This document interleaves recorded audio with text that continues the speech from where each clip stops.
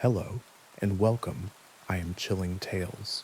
And as you get ready for bed, you must know that you are doing amazing and you deserve all the sleep you can get. So as you are winding down, let me know where you are from and what time you are watching this video. Like and subscribe to help the channel if you'd like. Now put your mind at ease and let the story unfold. They told us not to take the old road through the pines, not because of potholes or ice, but because of the things that walked there when the moon was fat. I laughed when I heard it. I had just moved to the valley, renting a cabin on the cheap while I tried to restart my life. Divorce, layoffs, the usual collapse when everything falls apart at once. You look for quiet. The cabin was cheap because the locals said the road cursed the whole ridge. They swore that people went missing, that livestock turned up torn in ways no coyote could manage, that some nights you heard howling that wasn't quite animal. Of course, I thought it was folklore. I thought every small town needed its monster. That was before I learned what walked between the trees. The first week was uneventful. The cabin had its quirks, pipes that moaned, windows that didn't quite fit their frames, but nothing sinister. I bought groceries in town, smiled politely at the old-timers who muttered warnings, and spent nights reading by the fireplace. The silence felt heavy, but after city noise, I welcomed it. Then came the first full moon. I was chopping wood out back when I noticed the forest had gone still. No wind in the branches, no birds. Even the creek down the slope sounded muffled. I told myself I was imagining it, but my hands were sweating. Then came the sound, a long, drawn-out howl that rose and cracked like a human voice carried too far. It wasn't a wolf. I'd heard wolves in documentaries, in zoos. This howl had a shape, something deliberate in its tone, as if it wasn't announcing itself but asking. I froze, axe raised, heart beating too loud. Then it stopped. The woods remained silent, but I swore something out there was listening for me. That night, I barred the cabin door and kept the fire stoked. Around midnight, I heard footsteps on the porch. Heavy, two-legged, I crept to the window, pulled the curtain just an inch. Moonlight fell across the yard, and there, moving between shadows, was a figure. Tall, wrong, its body hunched, covered in coarse hair that bristled silver in the light. Its arms were too long, ending in claws that scraped wood. The head, God, the head was caught between shapes. Muzzle stretching like an animal's, but eyes that gleamed with a knowing hunger. It sniffed the door, snarled, and then it whispered, my name. I staggered back, nearly knocking over the lamp. How could it know my name? No one in town had called to me like that, not even my ex on the phone. The voice was ragged, torn between growl and speech, but it was mine. The thing circled the cabin. The windows rattled as it pressed its weight against them, testing. I shoved furniture against the door, every muscle shaking. The fire popped and hissed, and each sound felt like it gave me away. Then, just before dawn, silence. I didn't sleep. The next day, I drove into town. The locals looked at me like they already knew. At the diner, I finally asked, what's on the old road? The waitress, white hair, hands that shook, set down my coffee and said, not what, who? She told me about the legend. Decades back, a logging crew tried to cut too deep into the ridge. Something killed them. Their bodies were found shredded, faces twisted in terror. Since then, every few years, people vanished under a full moon. Some said it was a curse. Others said it was the ridge reclaiming what was stolen. But the oldest stories said a man made a bargain out there, traded his soul for strength, and the price was eternal hunger. They wear faces, she whispered, sometimes voices. Don't answer if it calls to you. Packed up, cut my losses. But some part of me needed to know if it was real, if the thing that spoke my name was just a dream born from loneliness. This time, I prepared, boarded the windows, kept the rifle close. lit every lamp I had. At midnight, the howling came again, louder, closer, then knocking, not claws, knuckles, 3 deliberate raps at the door. Let me in. My blood froze. The voice was my ex-wife's. I gripped the rifle, teeth clenched. You're not her, I said, though my voice shook. Please, it begged, breaking into sobs that were hers, perfectly hers. It's so cold out here. Just open the door, please. The door creaked under pressure. The boards groaned. I aimed the rifle and fired a shot through the wood. A scream erupted. Not human, not animal. Something caught between. The boards held. Then came the sound of retreat, claws scratching wood as it leapt from the porch. The next morning, bloody claw marks scarred the door, and in the yard, pressed into the mud, were footprints. Bare, human. I couldn't stay. I packed what I could, loaded the truck, and started down the old road. The forest pressed close. Every curve felt like it was hiding something just beyond the tree line. I kept the gun on the seat beside me, eyes darting. Halfway down the ridge, the radio crackled to life. I hadn't turned it on. Static. Then my son's voice. Dad? I slammed the brakes, breath choking me. My son hadn't spoken to me in months, not since the divorce. His voice was younger, though, softer.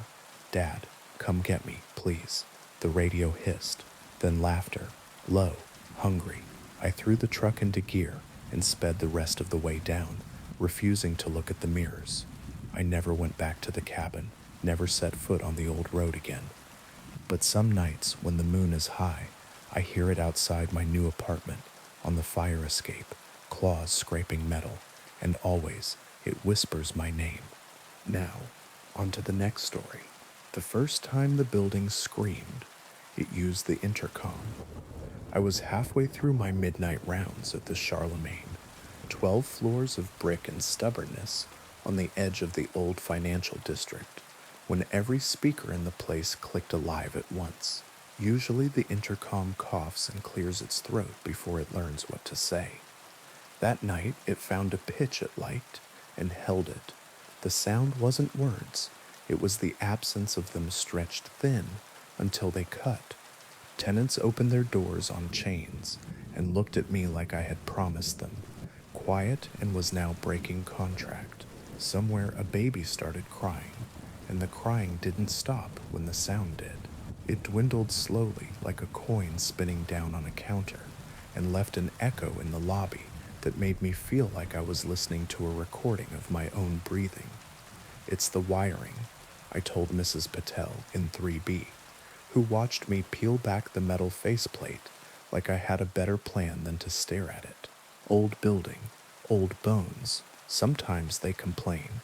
Bones don't sing, she said, and shut the door gently so it wouldn't seem like she was slamming it in my face. I didn't sleep that morning because the building had decided I shouldn't. I sat at the desk in the night office with the logbook open and my pen placed neatly on the line for 0358, district-wide power hiccup, and watched the monitor that shows the front door. It's an old system, the kind with a burned-in after image of the doormat, and a polite ghost of every person who's ever stood too long in the lobby. When sunlight finally came and colored the marble, the monitor flickered once, and the after image of a woman in an old-fashioned coat straightened and walked away as if she'd been waiting all night and was late for an appointment I couldn't keep.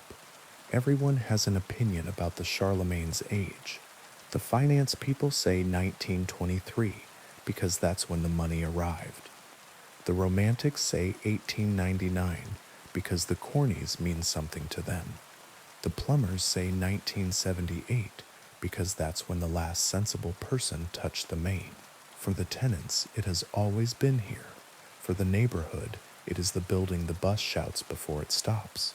For me, it was supposed to be a winter job that turned into 7 years of listening for the noises a structure makes when it wants to be a person and can't. There's a story that the Charlemagne used to be a hotel for brokers and their mistresses. There's another story that it was a sanatorium for men who looked fine until they didn't. There's a third story that it was a boarding house for singers who never got past Tuesday night. In the basement, behind the boiler, there's a room that used to be a laundry with a drain, so wide the city came and measured it twice. In the laundry's far wall, there's a door that never opens but always rattles when you pass, as if the air has lodged there. After the intercom scream, I paid attention to rattles. 3 nights later, the building sang again, but this time it picked an instrument, the elevator cables.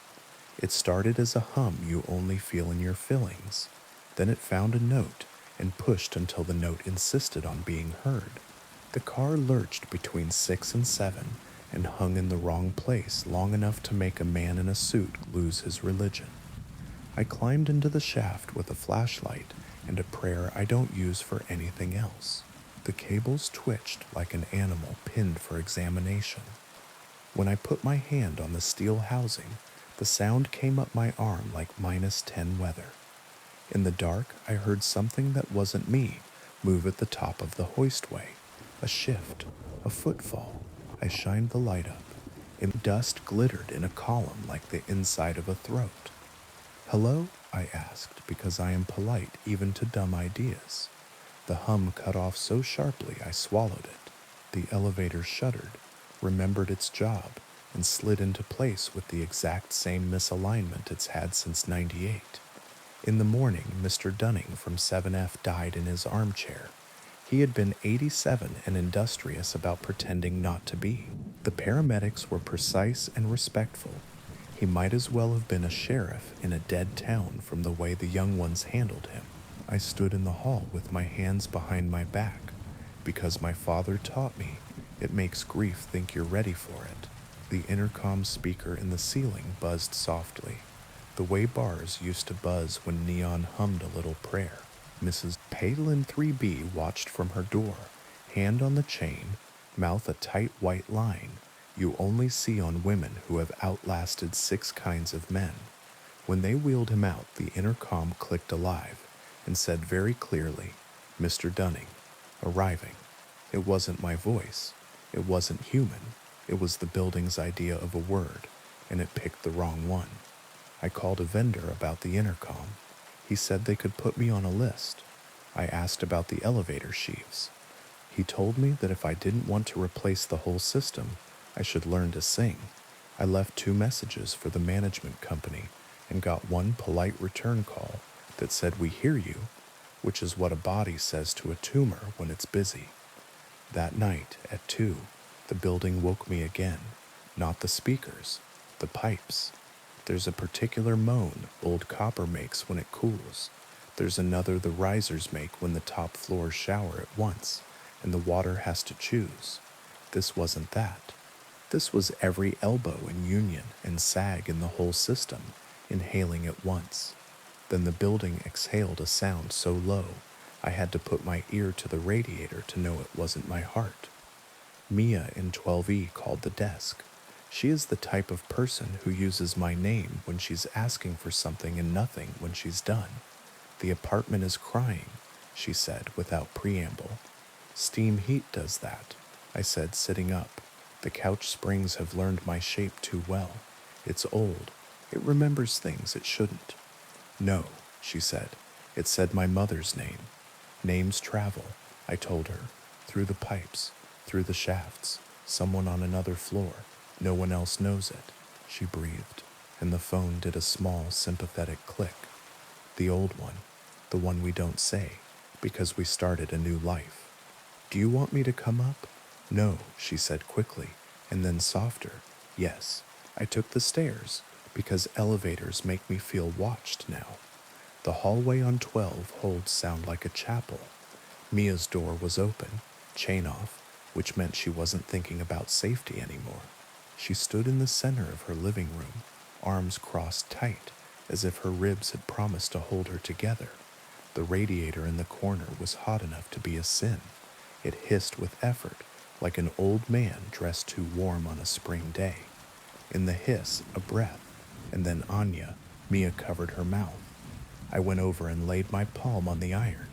There was a rhythm to it, a slight lift at the end like a question.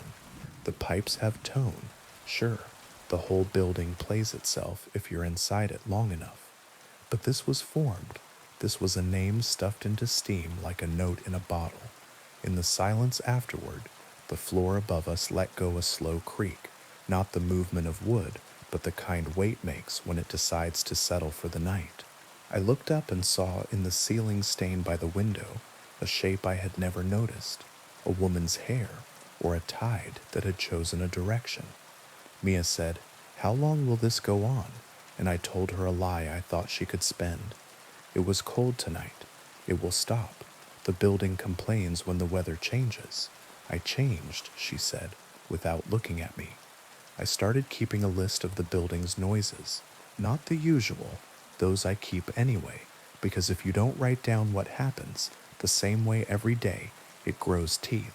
The list had a column for time, one for location, one for what the sound sounded like before I told myself it was pipes. Intercom scream, 0358, building wide.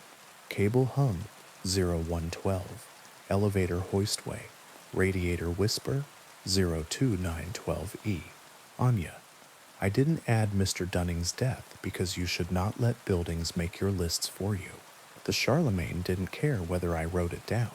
It had its own list. 2 days after the pipe spoke Mia's old name, something woke me again. Noises learn you. If you listen too hard, then they use themselves on you. The lobby camera showed the front door easing open without hands. Wind does that. There's a trick to old doors where the pressure and the hinge play a game, and the wideness of the hall invites. The door swung to, slow and ceremonial, then closed. The doormat shifted as if something had brushed it with a knee-length coat. A single gray hair blew across the tile and got stuck on the brass strip. On 7, the elevator sighed itself into place. On 6, a child cried once in his sleep. On 3, water moved behind a wall as if a person had leaned there to listen.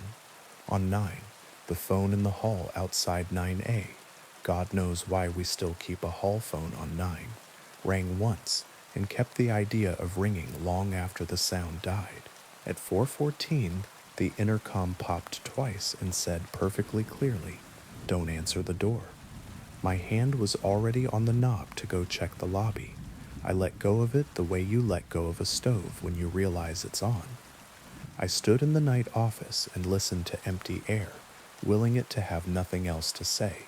Across the hall, the bulletin board with outages and please break down your boxes and notice of annual lint trap clean had a new sheet pinned under a push pin with a bent head, a rectangle of paper cut from lined notebook, the edges ragged in the way a person's teeth rag a piece when they are trying to rip and keep it straight.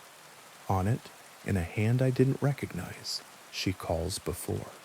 I took it down and held it under the desk lamp, like a cop in a movie I don't believe in. The ink had bled in 2 spots, tears or careless. In the bottom right corner, tiny and careful, 12E. I went upstairs. Mia's door was closed, chain on.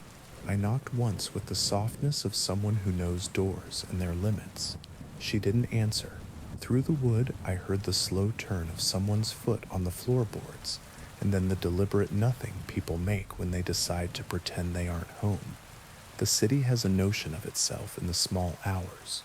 It's not the one the tourism board prints. It's the shape of light on a cracked tile. It's the sound of a bus kneeling for a person who changes their mind. It's the man in the vestibule across the street who always reads the sports page first, even if the headline is about a war. The Charlemagne learned that shape and started wearing it. The list grew. 013, stairwell B, 3rd floor landing, whispers between banister and wall, tell her, then noise from the pipe. 0158, intercom selective, 6F only, baby monitor static, no baby in building in 6. 0247, basement, laundry drain, echo of wind where no wind should be, rattle of the sealed door, 30 seconds later. 0322 7F, vacant, radio station from nowhere, The old big band hour cut mid-chorus. 0359 building wide, pressure drop, lungs of the building breath in, intercom coughs but does not speak. I asked the daytime super to listen to the recordings. Old concrete, he said. It holds the old station broadcasts. We did this in '04 when the Riverlight building started singing Patsy Cline into the water heater. Don't get poetic. I called my mother because mothers are the saints of dumb calls. Have you ever heard of a banshee? I asked, not because I believe in the old country we never lived in, but because naming is a tool, except not one that wails outside a cottage door, one that uses what's available. Every building, my mother said, pragmatically, has a widow. That's the person who knows where the sound comes from. Find her and bring her a chair. What if the widow isn't a person? I asked. She still needs a chair, my mother said, and hung up to make soup for people who refused to ask. I carried a chair to the basement and set it near the drain, far enough that it wouldn't get wet if the old steam traps spit, close enough that the rattling door could see it if seeing happened in the dark. I sat. I told the room the names of tools the way I say them to apprentices. Here is a strap wrench. Here is a length of pipe. Here is the hammer you do not call a hammer because words make habits and habits make slips. After a long time, the rattle softened, and someone I couldn't see took a breath that made the dust lift off the chair as if a hand had brushed it. Mrs. Dunning, I said, because the building had started using the names of our dead, and I wanted to offer back a name that made sense. You don't have to stay. The drain sighed and resumed being a circle cut in concrete. The third week, Mia left 12E. She didn't tell me. People don't. When they fear I'll talk them out of it or into it. The moving truck showed, and I stood by the door holding the pad to keep it from slamming, because the door slams when it thinks you're making a mistake. She came down last with a duffel and the notebook paper sign that said "Esh-e calls" before folded into a small, dense square. She didn't look at me. I didn't make her. The elevator insisted on stopping 2 inches low. She stepped over it without swearing, which told me how tired she was. 2 nights later, 12E phoned the desk. I answered, not thinking. The line carried wind from far away, the specific sound of a stairwell when no one is in it, a breath. My name, spoken like a person practicing what a mouth could do. Arriving, the intercom said behind me. Who is this? I asked, which is the wrong question when calling has already chosen you. The line clicked and left the idea of being open. In 12E, the hallway light flickered twice. Slow, a shadow passed across the door like a person deciding not to knock. At 0302, someone pounded on 10A, hard enough to clock the jam. I got there sweating and half-booted, keys in my hand as if they were more than shaped metal. Mr. Tone cracked the door and looked at me like it had done him a private wrong. Who? I asked. A woman with hair all the way down, he said, pantomiming with a hand to his scalp. She did not ask to be let in. She told me to open. What did she tell you? She told me, he said carefully, that she had come to tell me a thing I already knew. He looked over his shoulder into the dark. I did not let her. On the monitor for the front door, long hair blurred across the glass. The doormat lifted and settled. The door swung, then settled again. The elevator hardware on the roof made one emphatic clank like a cymbal. The call sheet in my pocket had Mr. Tromun's name, circled from the afternoon, when he told me he had an appointment Tuesday. Oncology, joking voice, eyes like someone reading a recipe, and not for cookies. I wrote in the log, because writing is a way to stay polite when you're talking to death. 0302, knock 10A. Did not open. That morning, Mr. Who's sister rang the bell and walked in like a person who belongs. She had on new shoes, and the kind of coat people keep for a wedding or a final appointment. She took the elevator without asking, and came down an hour later with a small bag and a face arranged carefully into an expression she wouldn't have liked to be caught with in public. She nodded at me the way you nod at the hungry, grateful, apologizing, and left. The Charlemagne kept its throat clear for 2 days. I took the opportunity to do normal work, changed 2 boiler gaskets, one without swearing, freed a stuck sash in 8C, wrote a note to the management company suggesting winter paint would be useful in spring, swept salt from the lobby so the marble wouldn't forget itself. I almost believed in ordinary. On the third night, the building started using the phone. No one was at the desk with me at 2 a.m. because no one is, and the list of the building's noises had grown quiet enough that my hand started to look like my father's again instead of something I had borrowed. The phone on the wall rang once. It's the line people use when they want me right now. I picked up my pen first because old habits say that when a thing rings, you'll need to write down the name of a man who wants something you can't give. I answered. The room grew one size smaller. She calls before, the building said, into my ear in Mia's careful voice. Before what? I asked. Before, the building said, as if that explained anything a human could punctuate. The call ended. The line stayed open. The dial tone hummed under my skin, persuasive as a warm bath. I hung up. The phone rang again. Mrs. Patel stood in her doorway across the lobby and stared at me like a person who has decided that if you looked at a dog long enough, it would admit a trick.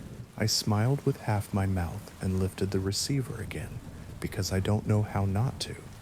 A whisper. Don't answer the door. The line clicked dead. When you have lived inside a building long enough that you know which handrail hums and which handrail sighs, you start not believing in coincidences. I took the stairs to 9 because 9 keeps secrets. The hall phone there, Polaroid yellow, its cord coiled in the exact amount of mess the day is willing to stand, rested on its shelf like a pet. Its receiver was just barely off the hook, as if someone had set it down so gently. The phone wasn't sure whether to tell anyone the line was open.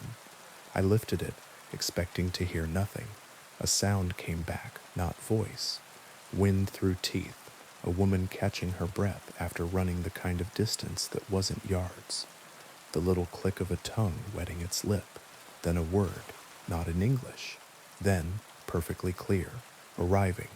I said, "You have to stop that." The line laughed once in a way I wouldn't call unkind, and gave me a dial tone. Since the day my father died, I have believed in 2 kinds of warnings, the useful ones that tell you how to stand so your back will not break, and the useless ones that tell you a truck is coming too late for you to step aside. The Charlemagne offered both. The building said don't answer the door, and I listened, and Mrs. Korliova in 2D didn't, and the nurse who came with the oxygen tank did not have to ring twice. A week later, after 3 knockings that went unanswered and 2 pipes that whispered names I have not written because they are my own, I was down in the laundry checking the lint traps for the annual notice and thinking how no one ever reads it when the sealed door in the back wall rattled like someone on the other side had woken from a long sleep and wanted air. I set my palm against the cold paint. The rattle wasn't a hand. It was the way wind insists when it has something true to say, and the world has built something dumb where it needs to go.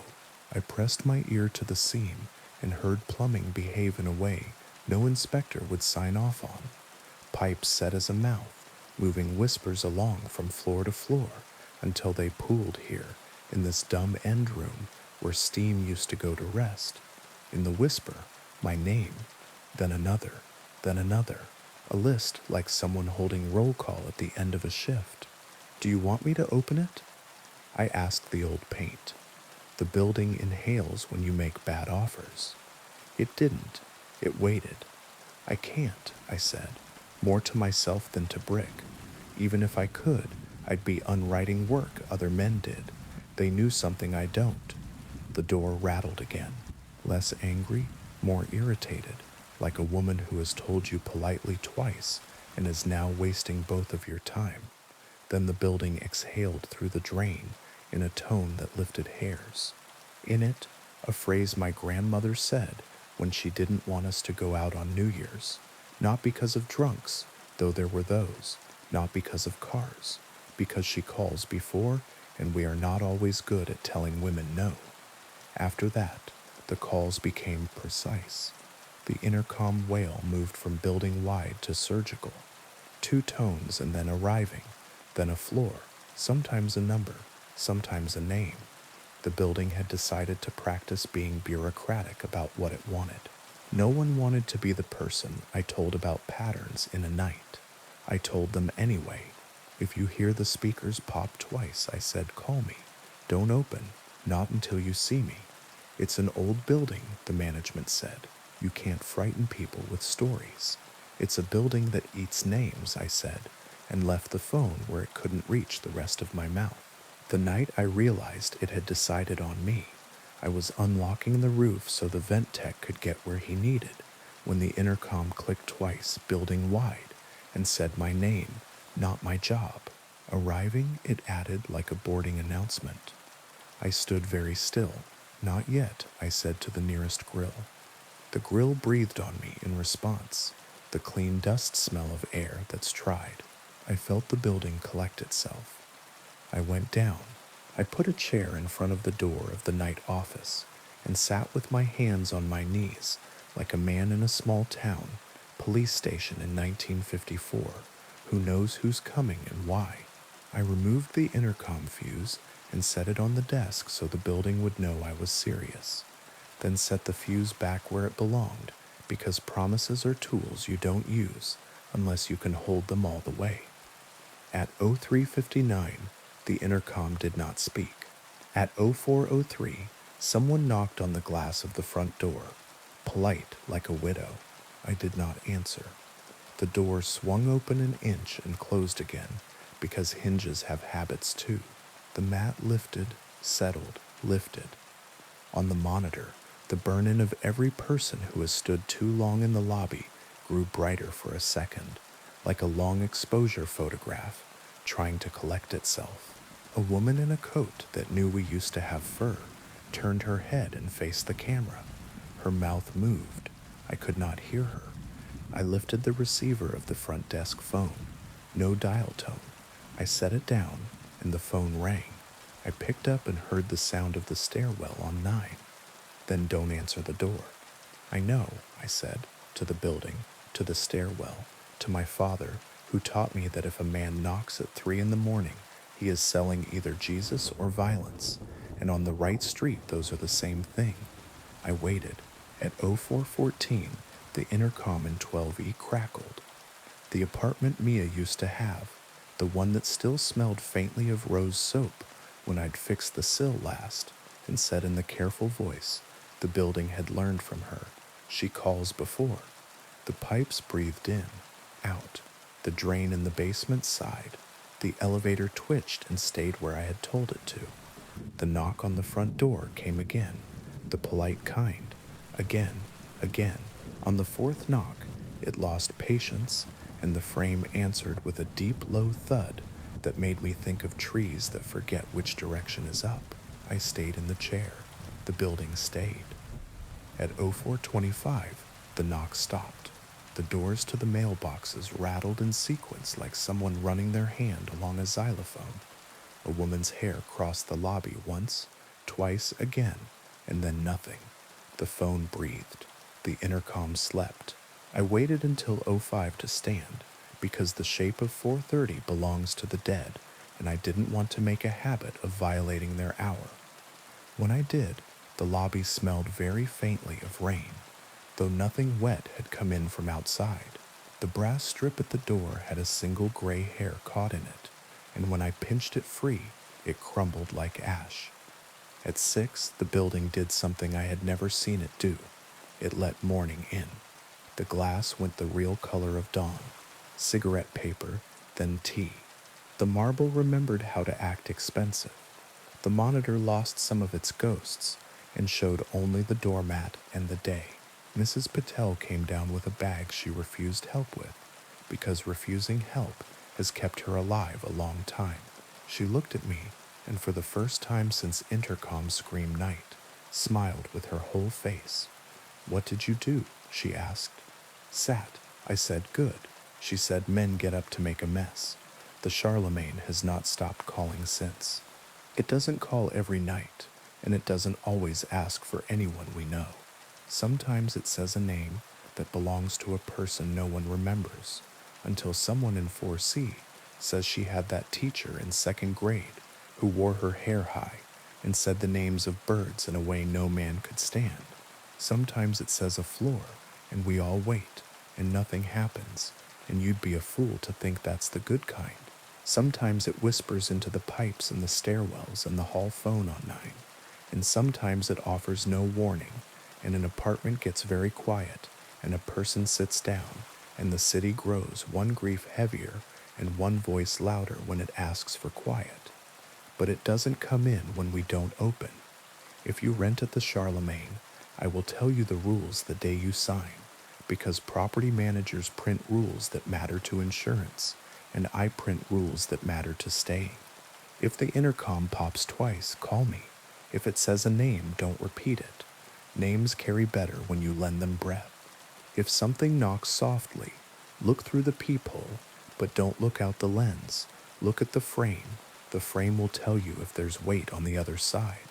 If you hear a woman's hair move across the door, and it sounds exactly like your mother's when she shook rain out of it in the kitchen, make tea and wait for it to stop. If the elevator hums, take the stairs. If the hall phone rings on 9, let it. I will answer. I have the kind of ear the building prefers. I don't always like that, but I'm here. If you need to leave, leave quickly and take nothing that teaches the building your weight. If you have to stay, bring a chair. Sit somewhere the building can see you. Be patient. Fill a room with the names of tools and soups and street corners until the night remembers how ordinary it can be when it tries. If you must cry, cry at 5. 4:30 belongs to other business. We hung a small brass plate by the front door last week. The board approved it after arguing about fonts. It doesn't say Charlemagne or no bicycles in lobby, or even built 1923, like the finance men crave. It says, "Don't answer the door," and then, beneath, in smaller letters, a lawyer will pretend are a joke. She calls before. Most nights the plate is just a plate. Some nights, if you look at the lobby camera, when the intercom sleeps and the drains take their own kind of breath, you'll see the burn-in of a woman in a coat.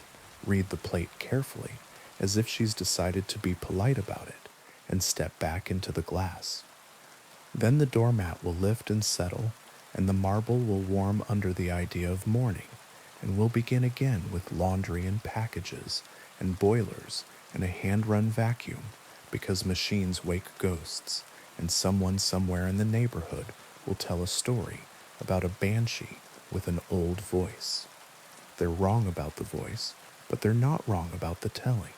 Now, on to the next story. I didn't believe the stories about the river until I saw the lights myself. Everyone in town had a version. They said if you drove the South Road by the water at night, you'd see lanterns bobbing on the current, sometimes red, sometimes white, sometimes blue, like a torch drowned too deep. Old men said they were the souls of miners who drowned in the floods of 22, forever looking for the path home. Teenagers swore they were UFOs, swamp gas, or headlights playing tricks. The church folk shook their heads and muttered about demons that mimicked light to lure you close. I thought it was folklore, the kind towns like ours needed to keep themselves interesting, until the night I followed them. It started simple. I was restless. The cabin I rented sat 2 miles off the river, with no neighbors except raccoons that knew how to raid trash bins. I couldn't sleep. I couldn't read. The night pressed heavy, so I got in my truck and drove. The road to the river was narrow, lined with leaning oaks that made the headlights crawl like nervous fingers. At the bend where the asphalt ran close to the water, I saw it, a pale blue light hovering just above the current, bobbing gently as if tied to a boat that wasn't there. I slowed, squinting. It wasn't a reflection. It wasn't the moon. It pulsed softly, like it was breathing. Then another appeared 20 yards downriver, glowing red. Then another, white closer to the bank. I pulled over, killed the engine. The night swallowed the sound, leaving only the lapping of water and the drone of insects. The lights didn't waver. Something in me said go home. But another part, the part that's broken in people like me, said find out. I climbed down the embankment, gravel crunching under my boots. The first light, the pale blue one, drifted closer. It was the size of a lantern flame, but there was no smoke, no heat. I reached out. It darted back. Not fast, not natural, like it was teasing. Hello, I said, my own voice sounding foolish. The light pulsed once, then it moved further downstream, pausing as if waiting for me. I followed. The riverbank narrowed, brush grabbing my sleeves, mud sucking at my boots. The lights formed a path now, blue, red, white, red again, like breadcrumbs scattered on black water. Always just far enough to make me chase, never close enough to touch. The deeper I went, the quieter the forest became. No frogs, no insects. Even the river seemed to hush. My chest tightened. My breath came loud in the silence. Then I saw her. She stood in the shallows 20 feet ahead, water lapping at her calves. A woman in a gray dress that clung to her body like it had been soaked for years. Her hair hung long and black, dripping into the current. Her face was pale, almost luminous, and her eyes burned like the lantern lights. The lights hovered around her now, orbiting her head like fireflies, too disciplined to scatter. I froze. She raised her hand, beckoning. Every instinct screamed at me to run, but my legs moved forward, one step, then another, as if her gesture carried weight. The mud sucked deeper at my boots. The water reached my knees. Come closer, she whispered. Her voice wasn't carried by the night. It was inside my skull, intimate as breath. My mouth opened without my permission. Who are you? She tilted her head. The lights brightened. One who waits, one who was left. My feet kept moving. I was chest deep now, current tugging. The light swirled faster, dizzying. Her hands stretched toward me, and then I remembered what the old men had said. The lights are bait. Don't follow them, no matter what they promise. I slammed my eyes shut, dug my nails into my palms until the sting broke the trance. When I opened them again, the lights had multiplied, dozens, maybe hundreds, bobbing on the water, surrounding me in a ring of color. The woman's face twisted, not angry, but hungry. Her mouth opened, wider and wider, until it split her face in half. The lights poured toward me, searing bright, their glow filling my eyes until I couldn't see. I threw myself backward, half swimming, half stumbling. My hands clawed at mud, branches, anything solid. Something brushed my ankle, slim fingers, cold as river stone. I kicked wildly, broke free, and scrambled up the bank on hands and knees. Behind me, the lights wailed. That's the only way I can describe it. Not sound, but pressure, a chorus of grief that pressed against my bones. Then silence. I didn't stop running until my truck was in sight. I tore the door open, fumbled the keys, and gunned the engine so hard, gravel spit from under the tires. The rearview mirror showed nothing but darkness. Back at the cabin, I bolted the door and sat shaking until dawn. I told no one who would believe me. In town, they'd just nod, the way people nod when they've heard another fool join the list of near misses. But I've noticed something since. Every night when the river is close, I see faint glimmers through the trees, not bright enough to mistake for lanterns, not loud enough to make me follow, just enough to remind me they're there. And sometimes, when I close my eyes, I hear her voice, soft and patient. Not yet, But soon, now, on to the next story. The sign above the door still said WRX 1310 AM, but the bulbs behind the letters were half dead, so most nights it read something closer to WRX. The X felt appropriate. It sounded like a kiss and a warning, and the shape a map uses when it wants you to turn around.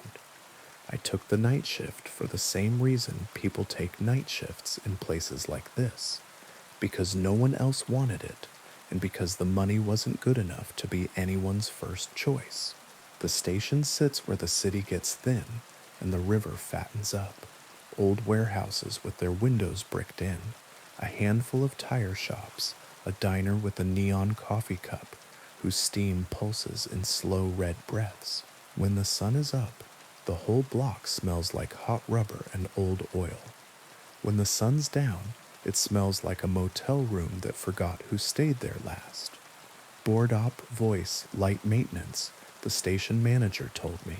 Her office had 2 desks, one for payroll and one for the cat. The cat chose mine. Midnight to 6. Keep the logs clean. The tower hums in a big storm. Don't panic.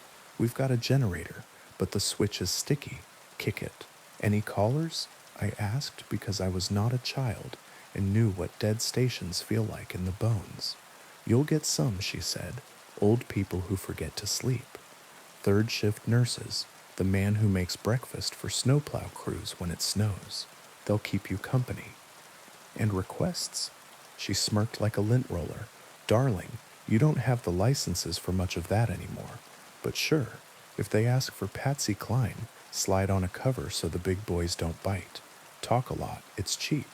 Rocks used to be a local legend. Before my time, and my father's barely. A baritone with a tasteful mustache kept half the valley alive through layoffs and ice storms. The station's photo wall still held his framed headshot. Part newsman, part Friday night dad. Then the company in another state bought the licenses and split the day in leases, syndicated chatter, daytime sports, religious hour with a preacher whose voice sounded like a shoe polishing itself. Night was junk shop time. Night was me. The booth was small, God's own aquarium, if God had bad tastes. Brown carpet, foam squares on the wall gone the color of tea. A console older than my first crush, the board patched with tape where mic 1 used to be and where phone sometimes pretended. A window looked into the bullpen that no shows used anymore. Beyond that, a hallway with framed black and white photos from the station's good years, and a door that stuck in humidity. A sign over the hallway switch, "Do not turn off the red light under any circumstances." The red light hung over the outside door like a drunk moon and burned whenever we broadcast. It meant on air to anyone who knew. It meant something else to me by the second week. I started the way you start in a haunted house, by pretending you're the one doing the haunting. "Good midnight, Valley," I said, my voice lower than it is in my human life. "You're up late with rocks, caffeinate me if you can. Keep me awake if you can't. Nurses, write me. Drivers, honk in a beautiful key when you pass a red light swinging over a tired door." People called. Her name was Dee Dee. She worked laundry at Mercy and wanted something with a backbeat to keep her legs moving. A man I assumed was divorced because of how carefully he didn't mention anyone. Asked for an old love song and then said, "Never mind, I shouldn't." A woman who wouldn't give a name just breathed for a minute and said, finally, "He's asleep. Can you just talk to me until I'm sure?" I talked. The night talked back. The tower hummed. The first time the phone rang without ringing, I figured the line was dirty. You know the sound old wires make when they realize there is no longer enough world on the other side to carry them properly? That quick, soft chirp like a bird practiced into silence? It did that. The light didn't blink, but the line was there. I punched it because silence is harder to sell than even a bad voice and said, "Good midnight. Warox?" A woman breathed. She had the careful cadence of a person who practiced being calm when she didn't want to be. It sounded like she was in a closet without room to kneel. "Is it you tonight?" she asked. "Depends," I said, my hand hovering over the pot fader, because I am not a fool. "Who am I supposed to be?" "The one in the glass," she said. "You're new." "Newish," I said, and in the window my face looked like someone I hadn't met yet. "I like the way you keep the levels even," she said. "The last one let the songs hurt. They hurt anyway, you know. You don't have to help." I told her my name, and she took it and rolled it around like a lozenge. "I need you to stay on," she said. "Urgent now. All the way to 6. Don't play whatever he asks you to. He'll call. He always calls when the red light is clean." "The preacher?" I asked, trying a joke to keep my lungs from weeping in public. "No," she said softly. "The other one." A click. The line didn't hang up. It ended, like a half-remembered dream when the cat jumps on your chest. The red light over the back door flickered once. The towers hummed deep into half-step, as if the weather had decided to harmonize. At 1:17 a.m., the real ring came, BRRNN, like a small bell inside a cereal box. I punched the line and hit the delay because I am a little bit trained. "Good midnight, WRX." Static, then a man's voice, new and old, the way a song sounds when someone presses a warble button. "You're late. Actually on time," I said, glancing at the atomic clock the manager had taped to the wall, with the seriousness of a room where the minute hand used to matter. "You're early," he laughed. "I have heard lovely laughs in my life, and awful ones, and the ones that sound like someone trying on a laugh to see if it fits. This one had a seam. It sounded like a thing once broken and recently set. Play me something," he said, "something with an engine in it." Specific. I scrolled through the library. The legal stuff was thin, the gray stuff was deep. Recordings of local bands that signed away rights for a joke. Tracks from a basement cover act who gave us 3 CDs of Springsteen-ish that wasn't. Backups we didn't deserve to have. My hand hovered over a track titled 3-Lane Mercy and then dragged itself to a stack of PSAs instead. The man hummed behind the static. The red light brightened. "I can talk to you," I said brightly. "I can keep you awake." "I don't sleep," he said without brag. "I prefer to drive." "We love a driver." I flicked all the faders to make noises come and go, because a board in motion is almost music. "What kind of road?" "Empty, wet, no signs." "Ha," I said nervously. "Our valley. The DOT is going to call me if you keep slandering them." He chuckled again. The chuckle had teeth. "A song," he said, bored now. "You'll learn I don't call twice." "Am I learning?" I asked, to cut the fear in two. "What is this, training?" "Apprenticeship," he agreed, "but you don't like that word." A click, not a hang-up. The feeling a night gets when someone leaves the building without opening a door. When I stood at the glass and looked past my face, the bullpen was empty as it had been all night. A chair had shifted slightly, as if someone had gotten up in a hurry to make a point. I put on a weather bed and read the hour pronounced precipitation like it was a guest, added a joke about how no one needs a forecast if they have joints with opinions. Did the thing voices do, or they turn fear into filler? I told myself the delay meant I could stop anything before it slid into the room. I told myself the red light was a kind of spell, a circle the station had drawn for 50 years to convince the dark that it should listen and not eat. At 1:23, the phone chirped without the light again. I hit it. "Wah rocks." "Don't," the woman said. "He makes you talk, and then he makes you play it back to him later, and takes the part he needs." "What part?" I asked. "The part that thinks nothing bad can happen if you keep talking," she said. "I have to go. I'm in the broom closet, and Mrs. Owens just came in for more toilet paper." Click. "Who are you?" I asked an empty line. The red light hummed. The tower responded, like a bridge under too many feet. By 2 a.m., my voice had learned how to put itself in a lower place and stay there. The script in front of me turned to scribbles, the scribbles to words no one wrote. I read copy for a farm implement dealer who had moved his lot 5 years ago and had a name like a man who used to give kids cigars. I read a PSA about a county fair that had burned down before I was born. I read the top of the hour legal ID in a cadence I'd never practiced. This is WRX 1310 AM, bringing you the night the way you ask for it. It felt like reading an oath. At 2:36, the on-air red light outside blinked. One blink. All our gear is old, the manager had said. It drinks power like a teenager, but that blink had timing. It happened exactly when I turned down the bed and left space for a breath. Outside, down the hallway, the door latch sighed, then decided against it. You learn a building's noises fast. Which ones are the compressor, the ice machine trying its best, the raccoon overhead deciding whether to move in? Which ones are the ones that come from inside your head? Hunger noises, exhaustion scraping. The sigh at the latch was neither. It was the sound a door makes when a polite person pretends to knock just by leaning close. The tower hummed the way a person hums to make you forget they have a mouth. I put a CD in and hit play on a jazz thing we did have the paper for because dead men's catalogs are bigger. 2:03, I said, stupidly to the air. If you're crossing the viaduct, watch the black ice near the fourth seam. Yes, the fourth, and don't pretend you don't know what I mean. The chirp. No light. Once, the woman said.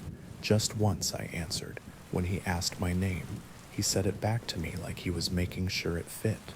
He called me by that name for 50 minutes until the red light went out with the dawn, and then he didn't know me anymore.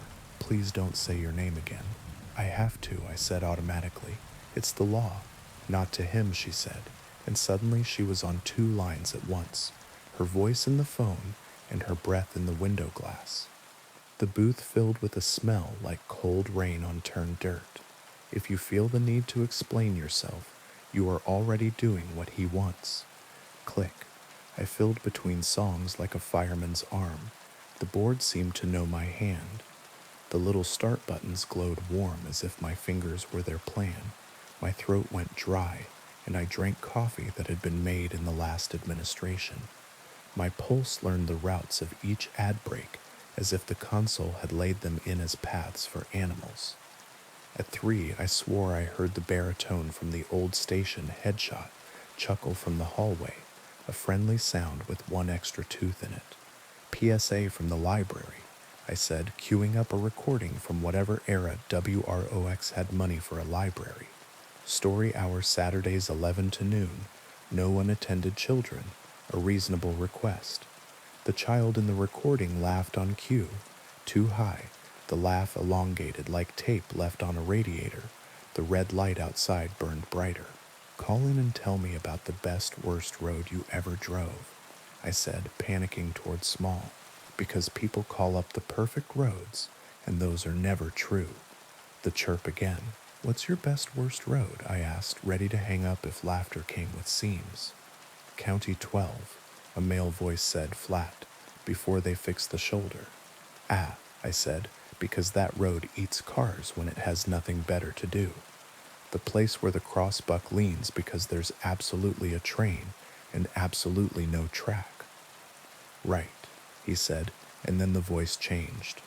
He said my name, the way a parent does when they're about to ask you to get in the car, because the hospital is where you need to be. Play me something with drums. No, I said, before the part of my brain that does social grease could step in. We've got no license for anything except a sad version of Take 5. Play me the not quite, he said, and the radio's delay light flared and died as if the thing in between me and the air decided it could get there quicker, another way. I put on the PSA again. Remember, I said, my mouth speaking while the rest of me went still. We don't exist without you. If you're drunk, don't drive. If you're lonely, call me. If you're tired, pull over at the diner with the neon cup and tell them WR Oaks sent you. They'll give you a refill. Tell them I sent you. The man on the line said in my head, not in my ears, and the red light outside fluttered like breath on glass.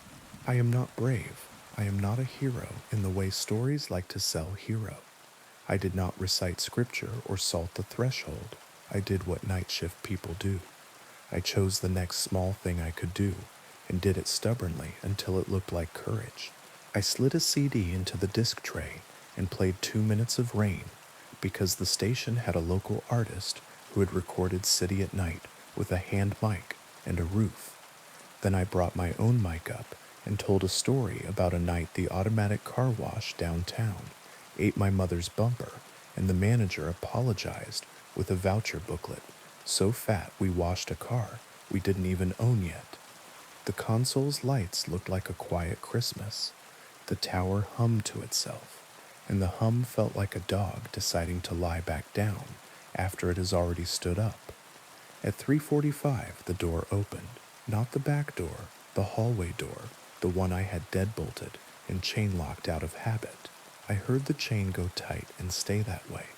The door moved about half an inch into the room and held there, polite, while the chain chose its side in a conversation I wasn't invited to. The red light flickered and didn't fail. I tasted pennies. I didn't turn to look. I learned that from an old man in a different city who used to sit up with dying people and said turning toward certain doors makes them wider.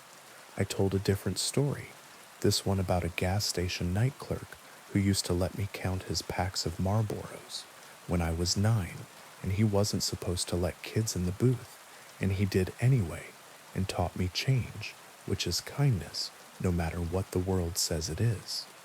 The door eased back and closed. The chain sighed, as if it had been complimented on its figure. It's harder when they're polite, I said into a microphone no one had asked a question into. At 4, the woman called again. It was the real ring this time. You're doing well, she said. He's bored. He's in a car with the windows cracked and the heater making sounds. He wants to drive through the city and listen to the station bleed into another. He wants to catch you as you ghost out. Her breath warmed the glass. Frost formed where she said my name without saying it. Don't say you'll keep him company. I won't, I said. I'll keep other people company, and he can listen to that. Better, she said.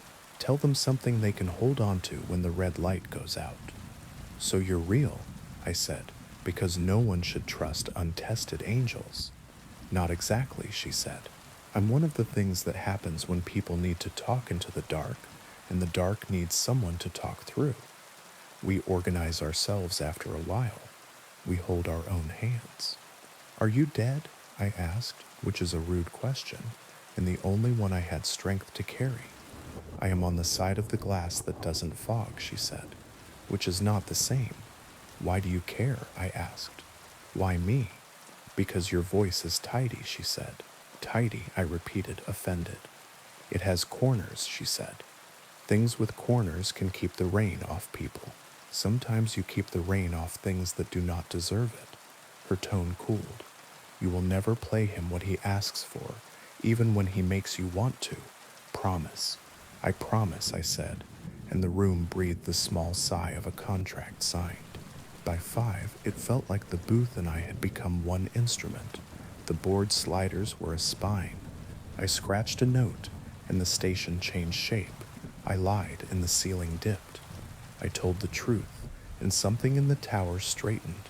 I told listeners about the diner's pot of coffee and about a deer in the median near mile marker 124 that had no interest in learning economics, and about a snowplow driver pulling in behind a school at 5 because a school should look like a promise even when the counties broke. Call me when you get to the light by the pharmacy, I told a nurse from Mercy. There's something about the 6th light on that pole that makes people cry. I'm not saying it will, I'm saying it might. So if it does, you'll know you can blame something that can't be hurt. At 5:30, the storm the station manager had promised rolled its shoulders over the river. The tower hummed in the exact note the red light liked. The generator clicked its tongue at me in the back hall, and I went and kicked it, and it breathed on the 3rd kick. I could feel the man out there in the dark, drowsy with ask, getting nearer because boredom leads men to doors. He didn't knock this time. He waited for the station to ghost out at the top of the hour so he could slip between shows like a teethy eel. I did something the manager would have fired me for if we had this conversation in the morning. At 5:56, I turned off the automation. I killed the next show's stinger. I turned off the legal ID bed. I left the red light burning and the mic up. We don't have anything scheduled. I told the valley we've just got 4 minutes and a room and a sound. I could make a sound, the man said, without calling, without breathing, from a distance that felt too near. You won't, I told him, and then I spoke the only prayer I know that works. Inventory. I told the night what was in my pockets. Keys, too. Receipt for a coffee whose ink had decided not to be useful anymore. A coin from a foreign country I had never visited. A paperclip. Lint. A dried bean. I told the night what was on the board. One dead channel where mic 3 used to be. One half-alive phone. A CD with a play button that had never failed me. I told the night my full name. First, middle, last. Not into the phone or to the man, but to the people in their cars, to the nurse on the verge of the pole that weeps people, to the snowplow driver, to the old man walking his apartment, because every step is a decision and the floor is a map. I told them my name, so that later, if the man called and asked, I could say you missed it. I gave it to someone else. At 5:59:30, I said Wallach's 13:10 a.m. We are still here. At 6:01 the red light went out. Not a blink. Off. The hum of the tower changed to the low, uninteresting tone of proper business hours. I could feel the man's mouth make a shape of an annoyed smile. The chain on the door lifted itself slightly off the jamb, as if to say, we'll try again tonight. The coffee at the diner across the street pulsed once in its urn and then settled, like a body breathing in sleep. I didn't move. The cat stepped into the booth and rubbed against my shin as if she had come to collect something I had promised. I felt the shape of the night in my throat, how much I had fed it, and how much it had tried to take when I was distracted. The phone didn't ring. The delay light lay like a dead eye. The board looked like a cemetery before the gravedigger comes to mind. The flowers. At 6:07, the station manager opened the though-locked hallway door with a trick I had not known existed and said, you look like someone who almost quit. Almost, I said. What's the red light for? She didn't pretend not to know what I meant. It's a promise, she said. We keep it when we can. Who was the last one, I asked. The last night voice. She sighed. You'll see his picture on the wall with the mustache, she said gently. We found him asleep at the board with a song on loop and a ring mark from his coffee, and a smile like a person hearing applause in another room. Dead? I asked, as if dead were worse than what else I could imagine. Rested? She said. Anyway, don't worry. The red light doesn't ask you for anything you don't already want to give, which is the only kind of lie that works. I went home and slept through the day, and woke to a voicemail from the nurse, who cried at the sixth light. She said, you kept me company. The deer was there. I think you saved his life too, which is funny because I don't think deer have radio. The man didn't call. He doesn't need phones the way we do. He reads schedules. He listens for silence, the way men like me listen for footsteps in hallways. I took the night shift again and again and again, because it turns out I like talking to the valley when it pretends not to listen. It turns out I like being the circle a red light draws. It turns out I like learning the difference between a door being polite and a door being brave. The woman called sometimes not to say anything except keep the levels even, and once to ask if you feel something standing behind you, and it is tall and careful, don't turn, not yet. Give it a small story to hold, something with corners. I do. I tell the towers and the men in cars and the nurses and the tired and the dead and not of the valley, small stories with corners. I do not play him the songs he asks for. I play him rain sometimes because rain makes him quiet. I list what is in my pockets. I tell people my name at the top of the hour, where it belongs, so I won't be tempted to squander it later. I keep the red light burning until 6, even when storms kick it and the generator needs 3 kicks back. If you are driving at 1:17 a.m. and you hear a voice that makes you think of dark roads without signs, don't ask him to keep you company. Ask me. If you are in a closet behind a mop and a bucket, call from there. I will listen, and the red light will keep itself brave a little longer. If you have to pull over at the 6th light to cry for no reason, you can write down. Do it. I'll tell you the names of the things in my pockets until you are done. If you are tired, I will list the bridges and the roads that pretend to be straight and warn you about the deer who don't like economics. If a song with an engine keeps catching your ear, hum it, but don't let me hear you. He listens for that. He is always on the line that doesn't blink. When the dawn takes the red light, and I tell the valley the call sign and my full name, and say we are still here, know that I am saying it to the glass too. I am saying it to the door that breathes. I am saying it to the old mustache on the wall, and the cat, and the woman who lives on the breath side of the window, and to the tower that sings when it rains. We are still here, for now. Now, on to the next story. The first time I heard the station call a stop that doesn't exist, I thought I was mishearing my own voice. The graveyard shift in central control isn't glamorous. It's a room that smells like warm plastic and old coffee, half lit so the wall of monitors wears the city like a dim aquarium. I sit under a map that pulses with tiny lights, trains as fireflies, power blocks as bones. Between midnight and 5, it's mostly ballast, a few last runs rattling home, a lot of empty track, and in between the city's heartbeat, learning to keep quiet. Next stop, Marrow Street. Doors open on the left. I had just finished the 0210 slate of automated announcements. Delay on the blue. Elevator out at East Market. Mind the gap if you still believe in poetry. My finger hovered over the console touchpad, the way it does when you're done with a thing, but not ready to admit it. The speakers that run our internal feed murmured with the uninteresting sounds of a station at night. Hum, draft, a distant cough. Then that, my voice saying a name I've never recorded, for a stop our map has never carried.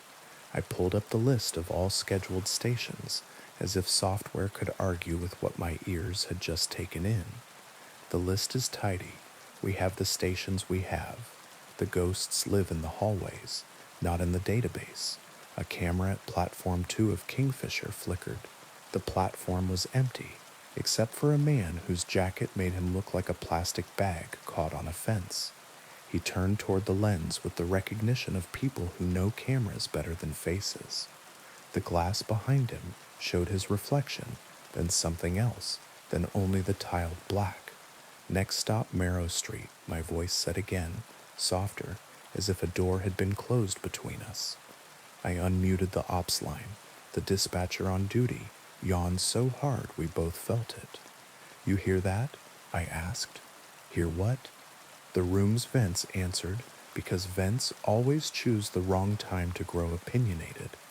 I listened for my phantom again and got only the live feed from a blue line car, a lone pair of shoes on gray vinyl, 2 ad posters pretending to be cheerful, the driver's cab door shut and properly latched. It's nothing, I said, and the dispatcher grunted in the language of people who love nothing. Later, at 3, a maintenance crew keyed up on the radio to say they were clear of the track by the old river tunnel. Someone made a joke about eels, someone else about urban legends. Laughter sounded like wrenches politely clinking. I signed them out of the block and watched the little rectangle on my map change color. Safe again. I noted the time in my log and the steady handwriting I learned after. I practiced being tidy because it gave me a way to survive what I couldn't control. At 3:17, A train icon butted at the edge of the map in a place no train should ever bud. We're not an old city, not in the European sense, but we've dug enough holes to pretend. There are tunnels we don't use. Some got flooded, some got walled off when the new line's curve didn't agree with the old. There are rooms under stations that appear on the original schematics as storage, and whose keys we don't carry anymore. There are tracks laid for promises that budgets never kept. The map in my head is two maps overlaid, the official one, with its colors and stops that council members can pronounce into ribbons, and the other, the one I started collecting the year my son disappeared, and no camera could say which door took him. The arriving icon bore a designator the system should never display, K0. We have no K line. Dispatch, I said evenly. What do you have near the old river tunnel? Nothing, he said, brisk now, awake in the way men get when something violates their idea of the world. Why? Glitch, I said. I dragged the cursor over the icon, and it offered me a speed, 11 miles per hour, a length, 6 cars. Power draw, wrong. It was pulling from a string of blocks we no longer fed. The system offered a route as if its feelings mattered. The route ran past 3 stations we don't staff anymore because no one lives on the river flats now, not since the 3rd flood. Past that, it made a sharp left where left is wall, and climbed toward the interlocking that separates green from orange. It did not slow. It flowed like water in a basement. Do you want me to call the cops? Dispatch asked, and I imagined uniformed officers in a room that smells like our room, staring at a bank of screens and practicing disbelief. Negative, I said. Probably a logging error. I zoomed. The icon held steady, like an animal refusing to be shooed. Technicians can look in the morning. Next stop, Hickory Gate, my voice said on the internal feed, calm as a priest. Doors open on the right. We have no Hickory Gate. I switched to the driver to control line. No one called in. The rolling stock cameras showed the same thing over and over. A long night to nowhere. On camera 2, a woman slept with her mouth slightly open, clutching a paper bag that had the shape of dinner. On camera 4, someone had scratched a set of initials into the wall by the second seat from the door, the way teenagers do when they believe in future archaeologists. On camera 6, an ad for a mattress clung stubbornly to a frame that had been meant to hold real plastic, not 3 layers of overlapping tape. Call the interlocking, dispatch said. Tell them to go eyes on when the whatever it is reaches it. Copy, I said. Then, because there are chores that keep terror from finding your throat, I wrote a maintenance ticket for a flickering light at beach. I set the ventilation at Haviland to circulate once an hour, because sometimes the air is the problem people can't name. I ticked time forward a minute with my fingertip and watched the K0 get nearer to a place we control. In the corner of the room, under the map and its polite pulsing, sits a shelf of things lost. Not the big lost and found, that's at Central Station, open weekdays 10 to 4, guarded by a woman named Nisha, who remembers children by what they loved enough to misplace.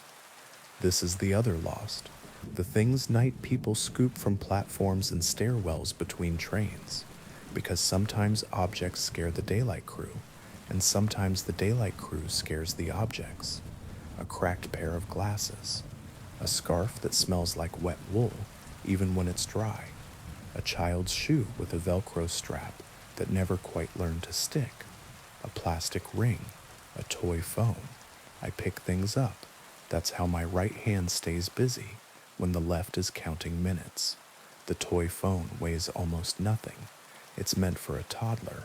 Big buttons with pictures instead of numbers. A tiny speaker that chirps when you press the star. A face sticker rubbed half off. It has no battery compartment. It has never had one. Press the star and it chirps anyway. When the K0 reached the interlocking, the camera there showed what I expected and hated, nothing. Track, the red eyes of signal aspect as if it were holding its breath for an express that never runs at this hour. The wall beyond, stained in a certain way because water, like rumor, finds the same paths over and over. I toggled the light control for the next station in line. The station lights came up like a nervous laugh. The internal feed said, in my voice, "Next stop, Ashdown. Doors open on the left." Ashdown is on the map, but no train had asked permission to enter it. I pulled up the power monitor and watched the draw dip and surge like a heartbeat that doesn't understand itself. Interlocking control, a new voice crackled into my ear. "This is not funny." "Agreed," I said. "Do you have any eyes inbound?" "A camera," she said. "And Vic, who doesn't get paid enough to believe in ghosts." Dead air. Then, more softly, "It's on the board but not on the rails. Can you put it in my hands?" I knew what she meant. Sometimes the software uses old expectations to keep itself from crashing. Sometimes you can shepherd it better if you give it a place to land.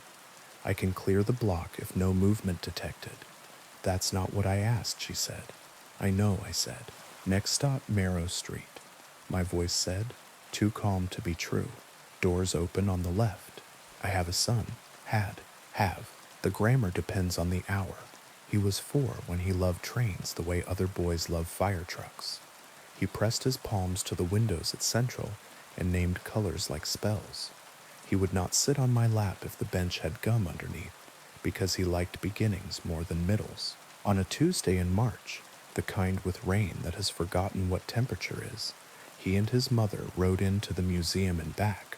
On the way back, between stops, a door light tripped, and the driver held at a station not on their route. The records say that. The driver opened, closed, no incident.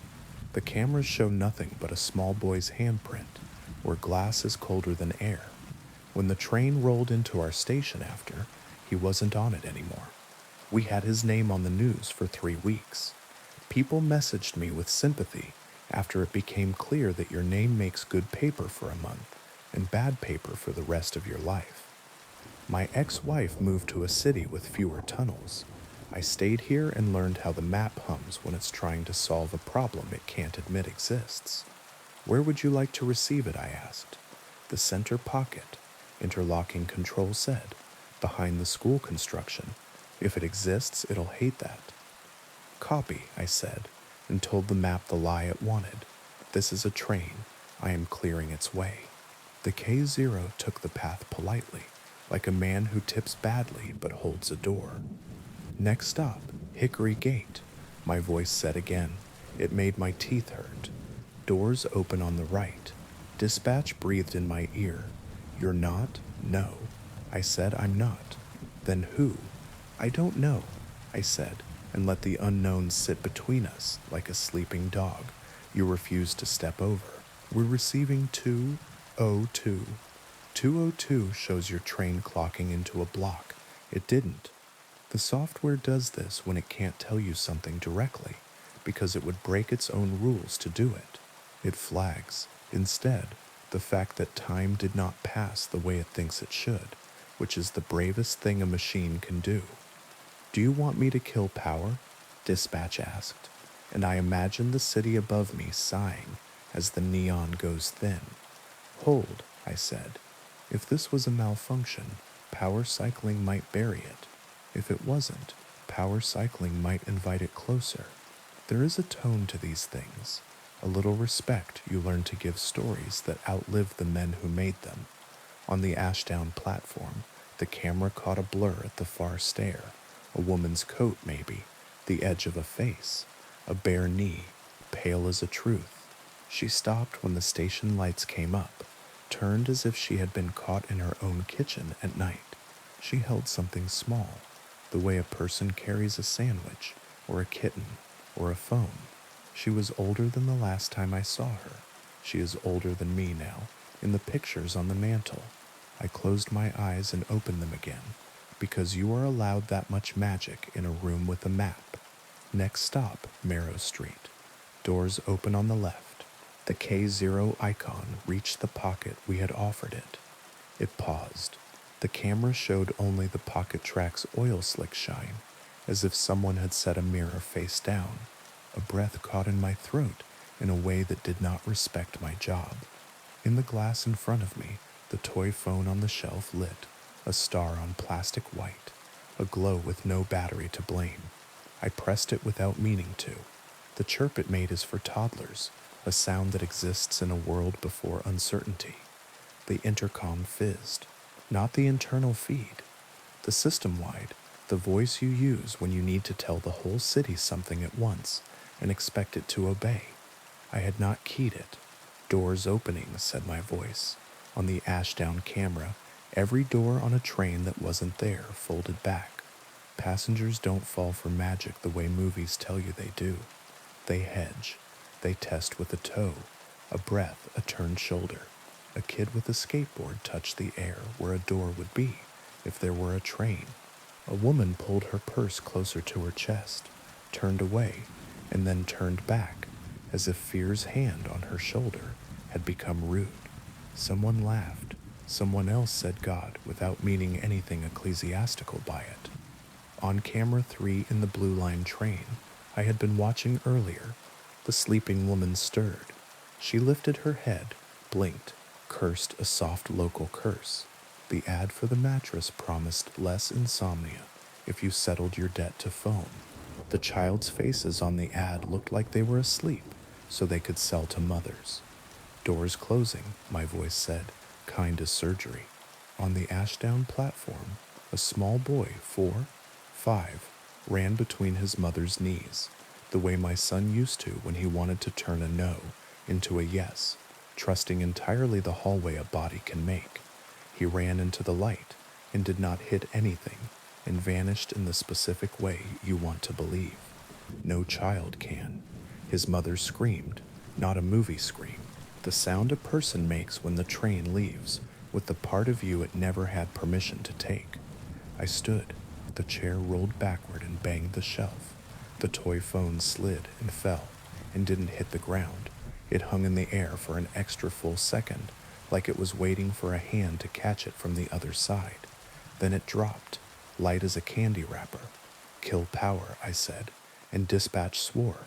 Power cycling a system in motion takes a checklist longer than the time you spend on it. He threw 3 breakers anyway. The hum in the room changed pitch like a hive that just remembered it was bees. Lights on 2 stations hiccuped and came back sulky. My board went dark, then warm. On the Ashdown camera, the woman fell to her knees and slapped her palms on nothing and left warmth on air the way candles leave on photographs. You can't do that, the interlocking op said in the cool tone of someone who can't afford to cry. You can't take the whole city out on a hunch. It's not a hunch, I said, and the toy phone in my hand pressed the star by itself and chirped like a heart monitor. The K0 icon vanished. The software offered a balloon of text. Ghost train cleared, then swallowed it politely, as if to apologize for its joke. The monitors returned to their aquarium, empty tracks, the occasional janitor, a rat practicing stairs. Dispatch muttered about reports and reprimands, and he would cover for me, and please don't ever ask him to do that again. In the Ashdown feed, the woman's hands lifted from the perfect air and left 2 ghostly prints fading on nothing. She turned her head toward the camera. Her mouth shaped a name I know very well. The morning managers arrived at 6, smelling of clean shirts and the kind of sleep you earn by not knowing what night is like. I filled out 3 incident reports with words that made sense, then signed them with a hand that had not had a place to rest in hours. Someone brought donuts. Someone charted the power dip against a maintenance window and shrugged. The city above us stretched, checked its phone, and pretended to have dreamed nothing. At 9, after the commute, the woman from Ashdown came into central control. Not many people even know where we are. They pass under our rooms every day and never think about who pushes the announcements and turns the air and sends steel where steel must go. She had a face I had seen younger. She had been the kind of pretty that doesn't realize it, and now was simply true, in the way a person gets when she has buried enough people to stop asking why. She carried a paper bag that had once held a sandwich, or a kitten, or a phone. She didn't look at me. She set the bag on the counter and said to no one. He was holding my hand. Then she left, and the smell of wet wool followed her out. Inside the bag lay a child's shoe with a Velcro strap that would never quite learn to stick. The city is generous with its stories if you stay late. Over the next weeks, more voices came through the internal feed when they weren't supposed to, calling stops that don't exist in my tidy database. Hickory Gate again, a station called Unthank, a place called South March, that old maps list as a marsh. K0 rolled its impossible route 3 more times, always after 3, never at the top of the hour. We learned its habits and it learned ours. When it called doors, it wasn't only for the lost. Sometimes it took fear, sometimes it gave it back. Once a man put his palms to the space where a car should be and stepped backward as if something had nudged his knees. Once a dog bristled and then lay down, obedient to a whistle we couldn't hear. I do the brave thing now when it comes. I don't fight it with breakers, not unless someone is about to give the night what it cannot return. I open the right yards so it will hate them and pass. I light the wrong platforms so it will miss. I speak into my own microphone and fill the city with useless inventory, a clock that's 3 minutes slow, the names of bridges that don't exist anymore, smells the fans can't explain, so there is less room for the other voice to coil itself into the day. I never say my son's name out loud, not in the headphones, not in this room where the map loves names. Sometimes the toy phone lights by itself, and I put my palm over it, like you do a candle you mean to smother kindly. It warms my skin and pretends not to. Next stop, Marrow Street, my voice says on nights when I have not recorded anything, and somewhere under the river where the concrete sweats and paint remembers flood, a 6-car nothing rides along a track we didn't lay, carrying everyone it's owed. The city will tell you there is no K-line. The city is technically correct. The K-line is a habit the tunnels picked up from us, the way we want everything to be a line with stops and starts. But habits are real. They make routes with or without your permission. The night has its own signage. The walls have their own way of reading maps. If you hear my voice call a station you can't find, don't follow it. If something like a door opens where no train waits, take a step back and find a human hand to hold.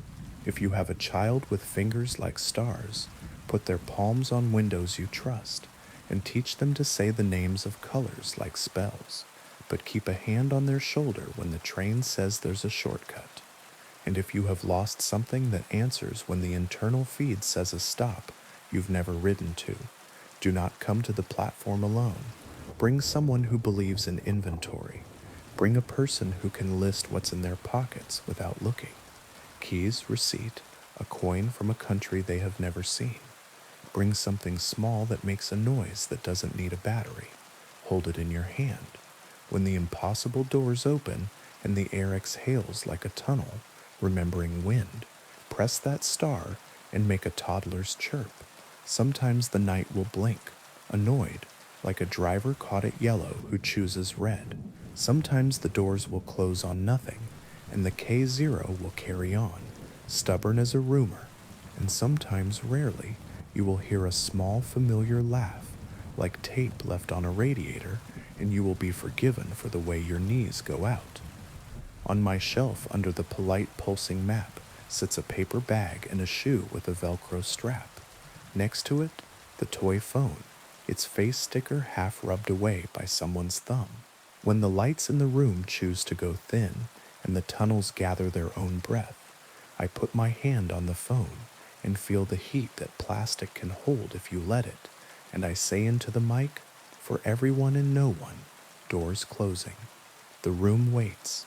The city holds its map like a promise it's not sure it can keep. And somewhere below, in the pocket behind the construction that made us safe, steel rolls where steel shouldn't, and a small voice I know counts stops I've never learned.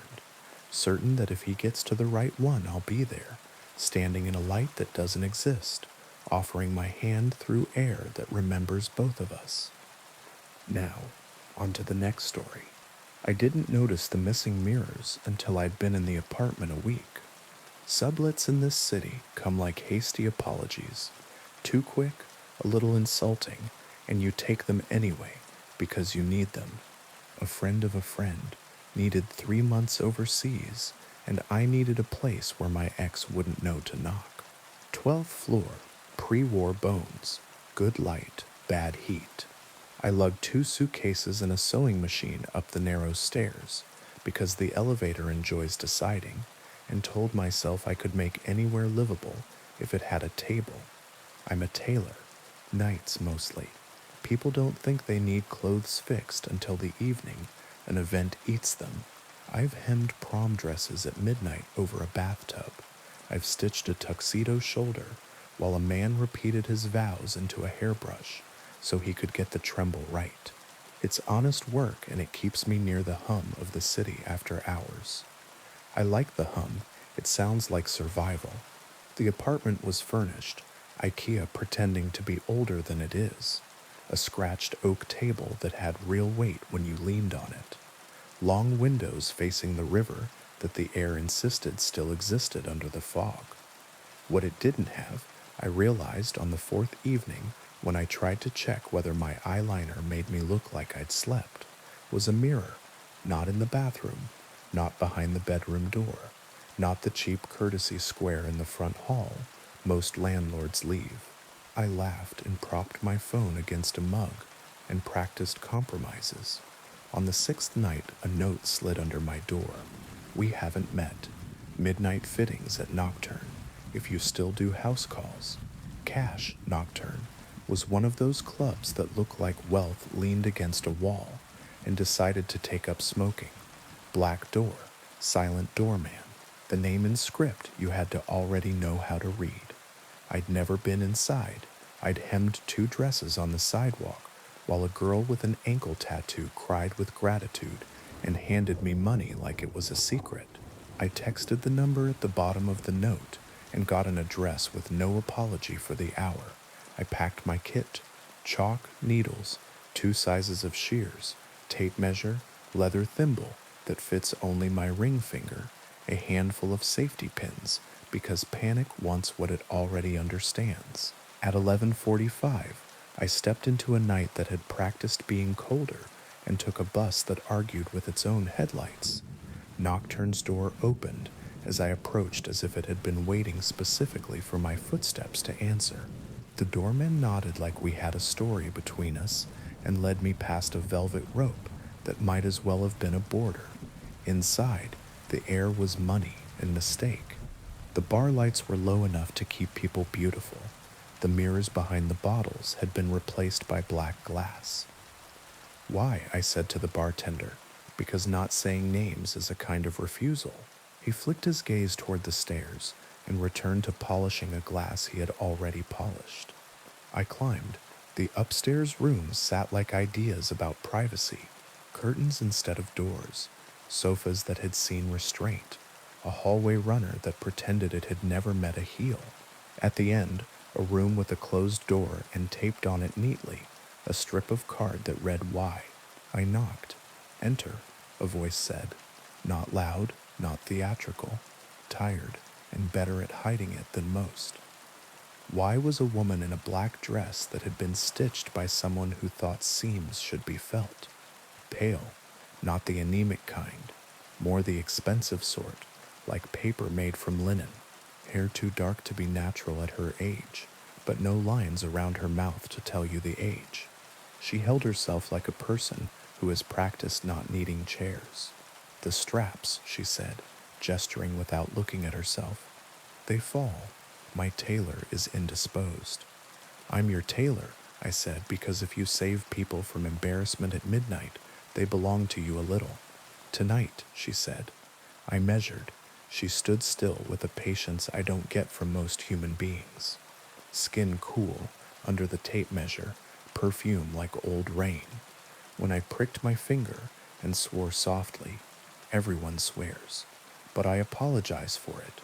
Her eyes flicked to the dot of blood like a cat noticing a laser pointer. I put my finger in my mouth the way a child learns to. She smiled not with kindness and glanced away. Do you always work at night? She asked while I pinned. Nights are when people figure out the fit was hope and not measurement. Ah, she said, clothes and lives. Both. When I finished, she handed me twice what we'd agreed. Tonight again, she said, neither question nor command. And I said, against the part of my better sense that lives in my hands, text me. She didn't. She sent another card under my door. The handwriting was printed, careful, the sort a schoolteacher drills into children who want to grow messy. The second note asked for shortening a coat. The third asked for the impossible, add fabric to a vintage dress. I told her vintage is never truly vintage. Anything that survived did so because it learned to stretch. She laughed without sound and poured me a drink I pretended to sip. When the club closed, she walked me out. It was nearly dawn. Nocturne's door pushed me into a street gray enough to erase faces. The doorman was gone. The light above the door had been blackened from the inside. The city in early morning reminded me of my ex's apartment after the last box leaves, edges and dust. Do you live nearby? I asked, because I am not above needing details to keep people real. Close enough, she said. The hand she lifted to tuck her hair back underlined the presence of veins. The blue there glowed slightly, or maybe the streetlight insisted on finding something to illuminate. You're good, she added. You don't waste movement. My teacher broke sticks over my wrists when I was 12. I said deadpan, taught me economy. She tilted her head, pleased or pitying. I couldn't tell. Will you come tomorrow? She asked. Where? Home, she said, as if that were a shape the night could hold. The address she texted the next day was mine. I stared at my phone until the rattle in my walls, which has a schedule I pretend not to know, shook a memory loose. The first night I'd moved in, I'd found a box of nails under the sink that had been sorted by size with the care of moral certainty. The second night I'd found a drawer empty behind the stove, too clean, too intentional. The third night I discovered, when I ran my hand along the back of the bedroom closet, a panel that came away under my palm, not like a secret door, but like a direction the wall had been meaning to go. Are you downstairs? I texted. Yes, she replied. Do you live under me? Above, she wrote, and below. I opened my door. The hallway was empty the way a throat is empty between words. I looked both directions, because if you don't check, you'll be the person who tells the at last story wrong. A card slipped under my door while I had it open, cunning as a small animal. I bent to pick it up. Bring a full-length mirror, it said in that careful hand. If you have one. I thought about laughing and found I didn't know how to. I went hunting through thrift stores anyway that afternoon, asking for something every storekeeper told me they never got anymore. People keep mirrors. A woman behind a counter told me over a cup of coffee that costs $2 in a city that considers that price antique. Or they break them where they stand. Bad luck follows movers. Or, she lowered her voice like a choir, someone's buying them up. In the end, I settled for a wardrobe door with a beveled glass set into it. It took 2 of us to carry it up the stairs. I tipped the other person more than I had, because the weight of glass makes me grateful. At midnight, the card came again. Now, I set the wardrobe door against my wall and opened my apartment door. The hallway smelled like rain and varnish. The scent stair rails release when they decide to admit they were once trees. I stood, stupid, holding the edge of the door with one hand and my sewing kit in the other, the mirror standing in my doorway like an extra person at a party. Well, I said to no one. The mirror moved, not slid, not pushed. The glass wavered like heat rises. I saw my face and then behind my left shoulder, wise. The hallway behind me reflected empty. The glass insisted otherwise. Y lifted a finger to her lips. I stepped sideways because I have the habit of obeying the improbable when it's polite. She stepped out of the mirror. She didn't disturb the surface. She simply existed where she hadn't been, and the air rearranged itself around her with that faint electric feeling you get when you stand too close to a working transformer. Up close, in daylight, or the nearest thing to it, the city allows, the veins at her wrist shone like lines in a map to a country that shouldn't exist. You want me to sew inside that? I said, nodding, because if my mouth opened any wider, I wasn't sure what would come out. Not tonight, she said. Tonight I need help. Help is more expensive, I said, because reflexes save you from panic. She smiled with something like fondness. How much to carry a mirror downstairs? Depends if it tries to talk. It won't, she said. It's tired. We carried the wardrobe door down one flight. On the landing outside 11B, where the rail knits itself, a mark darkened the paint. Something had leaned there often enough to make the wall learn. We set the mirror there. What is this? I asked. A door, she said simply, that's been very patient. It was a mirror. My face, hers, a faint diffusion of the stairwell, all there. As I watched, the area that reflected the opposite landing went odd, the way a puddle in a hot street shakes. Pew put her palm flat to the glass. The only time I had seen a hand so pale touch something that gently was in my ex's grandmother's kitchen, where she would pat dough down as if she were apologizing. I reached up and put my hand next to hers. The glass was cool and mildly electric. It ticked under my palm like a clock. Who's buying up the mirrors? I asked, not because I thought the answer would help, but because words keep your mouth from asking worse questions. We are, she said, all of us. It's becoming difficult to find reflections that don't belong to other people. Why? Because, she said, and the tick under my hand became a hume. Doors close when they're told to. We tell them not to. The glass fogged under our hands, the way your breath fogs it when you are 12 and writing a name with your finger at a slumber party, and then cleared. The stairwell reflected back wrong. The shadows on the opposite landing slouched where no shadow should be.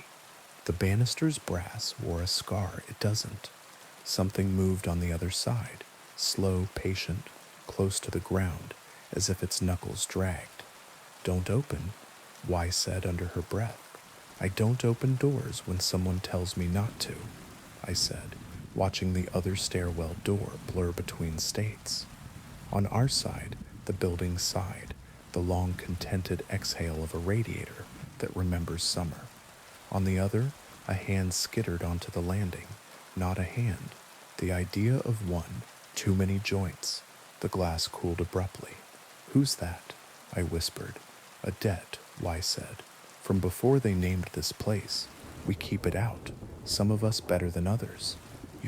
I started, then stopped because there are words you don't say when a mirror is listening. Husbandry, she said dryly. Call it that. Of the night, of hungers, of doors. Pick the one that lets you sleep. The shape on the other landing retreated. The brass in the reflection lost its scar. The fog under our hands dissipated in a final delicate lace. Y lifted her palm. She had no print. The mirror held an after image of the both of us for a few seconds and then obeyed light again. How many mirrors do you need? I asked, useless and honest. As many as we can manage, she said. We seed them in places we live. We keep the day wearies and the night out. Sometimes, lately, the day wants the night too much and comes looking in glass. You said you needed help, I said. I do, she said, and did not look at me. She led me to her apartment, not above, not below, exactly, a quarter turn of hallways, and we were in a room with no windows and a smell like stone after rain. The walls were hung with empty frames, gilt, wood, metal ornate as bad jewelry. Inside each, black glass, not painted over mirrors, not televisions. The first thing you learn working with thread is that different darknesses have different weights. This darkness had texture. It ate your gaze first, and then your certainty. Trouser hems, she said trivially, holding up a pair of men's pants. He'll be here at 1, 17 and a quarter on the right. Left is a hair off. Why me? I asked, reaching for chalk and grateful that my hands know what to do while my mind rearranges. Because you work without looking, she said, and because mirrors don't like you, everyone else's breath fogs them. You leave nothing. Rude, I said, but my belly knew what she meant. My ex used to complain that selfies made me look like a stranger. Not bad, not false, just lagging, like an accent from a home I never had. Which watched me measure and fold, pin and double check. Who taught you to work by touch? My grandmother, I said. She used to sew with a cigarette in her mouth and never drop ash. Did she tell you that in some houses, mirrors go to sleep? She told me in some houses, they dream. He arrived at 0106, not a he I would have expected, not a banker or a bully or a man with a day job that wants to be knight. A boy, really, late 20s at most, tense shoulders that didn't know how to be beautiful yet, eyes that would be tired if they weren't too busy being eager. He didn't cross into the room. He stood just outside the line of its door frame. Ma'am, he said to Y, and he said ma'am, like he'd grown up in a house with 2 sets of rules and was trying not to break either. He handed me his trousers with a gentleness I reserve for childhood toys. You're the tailor. I am, I said, and knelt to mark his cuff. His calves were strong in the way men get when they run at night. The chalk slid. I steadied. The hum behind the black glass stuttered, then steadied again, like a song the building and Y could both remember. Do you have mirrors in your apartment? I asked, not looking up. It's easier to ask intrusive questions when the person thinks you are counting. 2, he said. Y sucked her teeth softly. We took the rest, she said to me. To him she only lowered her voice. You promised. 2 to see if I'm dead, he said, wry. To me, sometimes you need to know if you're there. It helps with stares. Mirrors lie, Y said, and for the first time her voice sounded like hunger. He left at 0119. The hem would be ready at 2. My hands are honest. Y set the trousers aside and stared at the black glass on the wall as if it were an old friend trying to outstare her. We keep the worst out, she said flatly. Most nights. Some nights it comes as light. You wouldn't like those. I would if I had to, I said, which is the sort of thing a person says when they have never had to live up to it. You would, she said, and it didn't feel like praise. On my way home, I carried the wardrobe mirror back up to 12. My thighs burned. On the landing, someone had finger-drawn a small symbol in the dust, a circle with a notch like an open mouth. I wiped it with my sleeve without meaning to, and felt the hallway exhale gently in relief. In my apartment, I set the mirror against a wall and covered it with a sheet. The city practiced fog at dawn. Somewhere downriver, a ferry blew its horn in a tone that wanted to be a key. In the glass under the sheet, something ticked. I didn't sleep. I stitched. The hem came out clean. The next night, I delivered it, and the boy's gratitude was so unguarded, I had to look away. Y didn't smile. She rested one hand on the black glass, and the black glass vibrated, cat-like, under her palm. After that, it got worse. Word travels where it shouldn't. Calls in the small hours for hems and bustles, and a seam pressed open and re-sewn on a wedding dress that didn't want to admit it had belonged to someone else's body. People asked for me by name when they had no reason to. Notes with Y's careful hand slid under my door when she hadn't sent them. I caught my own face in the wardrobe mirror at odd times, slightly off from me, as if my reflection had arrived late to a conversation and was trying to catch up.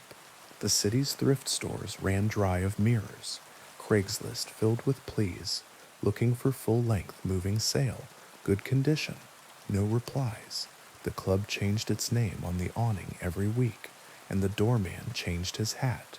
Inside, the black glass grew heavier, the frames warped like wood under pressure. Why me? I asked why, one night when I'd put my hands into too many strangers' waistbands without permission and needed to test if I could still hear my own questions. Because you don't open, she said. At the door, in the glass, wherever you first learned the word no. Who's calling? I asked. The city, she said, or what used to be under it, or us when we're hungry for the wrong time. The last thing happened on a Thursday just shy of dawn. My phone alarm had the small, exhausted sound it gets after a week of nights. The wardrobe mirror ticked under its sheet. Someone knocked on my door, not polite, exact. I put 2 fingers against the wood below the peephole and felt no pressure. I looked at the hall, empty. Taylor, a voice said softly. Not Wise, not the boys, not my exes, not anyone who'd ever paid me money. My name, but handled like silk. I need you. I went cold in the way you do when your body decides the blood has better use elsewhere. No appointments, I said kindly. Kindness buys time. Leave a note. It's an emergency. The voice had patience. The seam split. Where? In the mirror, the voice said, and the wardrobe glass ticked loud and small, like a fingernail on a bottle. I lifted the sheet. My reflection looked back. Tired, competent, someone who never takes off her thimble even when she sleeps. Behind my left shoulder, a second room, not mine, taller, older, the kind of plaster you only see in photos of apartments that don't go on the market. A woman stood there, pale dress, no seams, hair pinned at the nape in a way that would force your neck to behave. She held herself like a person who had always been the person other people came to, saying emergency and then waited for orders. The seam, she said, and her mouth hardly moved. It's in the back, I can't reach. I don't do house calls across, I began, and realized how broken a sentence can be. I'm not asking you to come through, she said. I'm asking you to stitch what you can see. There's a stitch, if you sew long enough, that you can do blind. You feel the edge with your ring finger through cloth and make 2 turns, and the thread holds like a promise. I threaded my smallest needle and put my hand flat to the glass. Cool. Y had taught me the trick of pressure. I pressed. The glass hummed. The other room's light sharpened. The seam at the back of the woman's dress gaped. Not fabric, something more like shadow. Through it you could see nothing. Not skin, not more dress. An absence that moved like breath. You shouldn't be held by that, I said before I could decide on carelessness or care. No one should, she said. I set the needle to the glass. It met resistance and then slid as if I had pushed it through a thin sheet of ice. The thread followed reluctantly, skeptical, then obedient. I used the blind stitch in the rhythm of my grandmother's cigarette smoke, in the memory of a boy's grateful eyes, in the shape of Y's hand pressing black glass to cat's purr. The seam drew closed, grudging but honest. On the last pass, the wardrobe mirror shook once, the way a person shakes when they have decided to stop asking if they are alive and accept it. Done, I said, breathless and ashamed that I was. The woman turned. Her mouth did not smile. Her eyes did, a blank humor like winter light on a frozen river. Send Y my regards, she said, which I did not like. And you?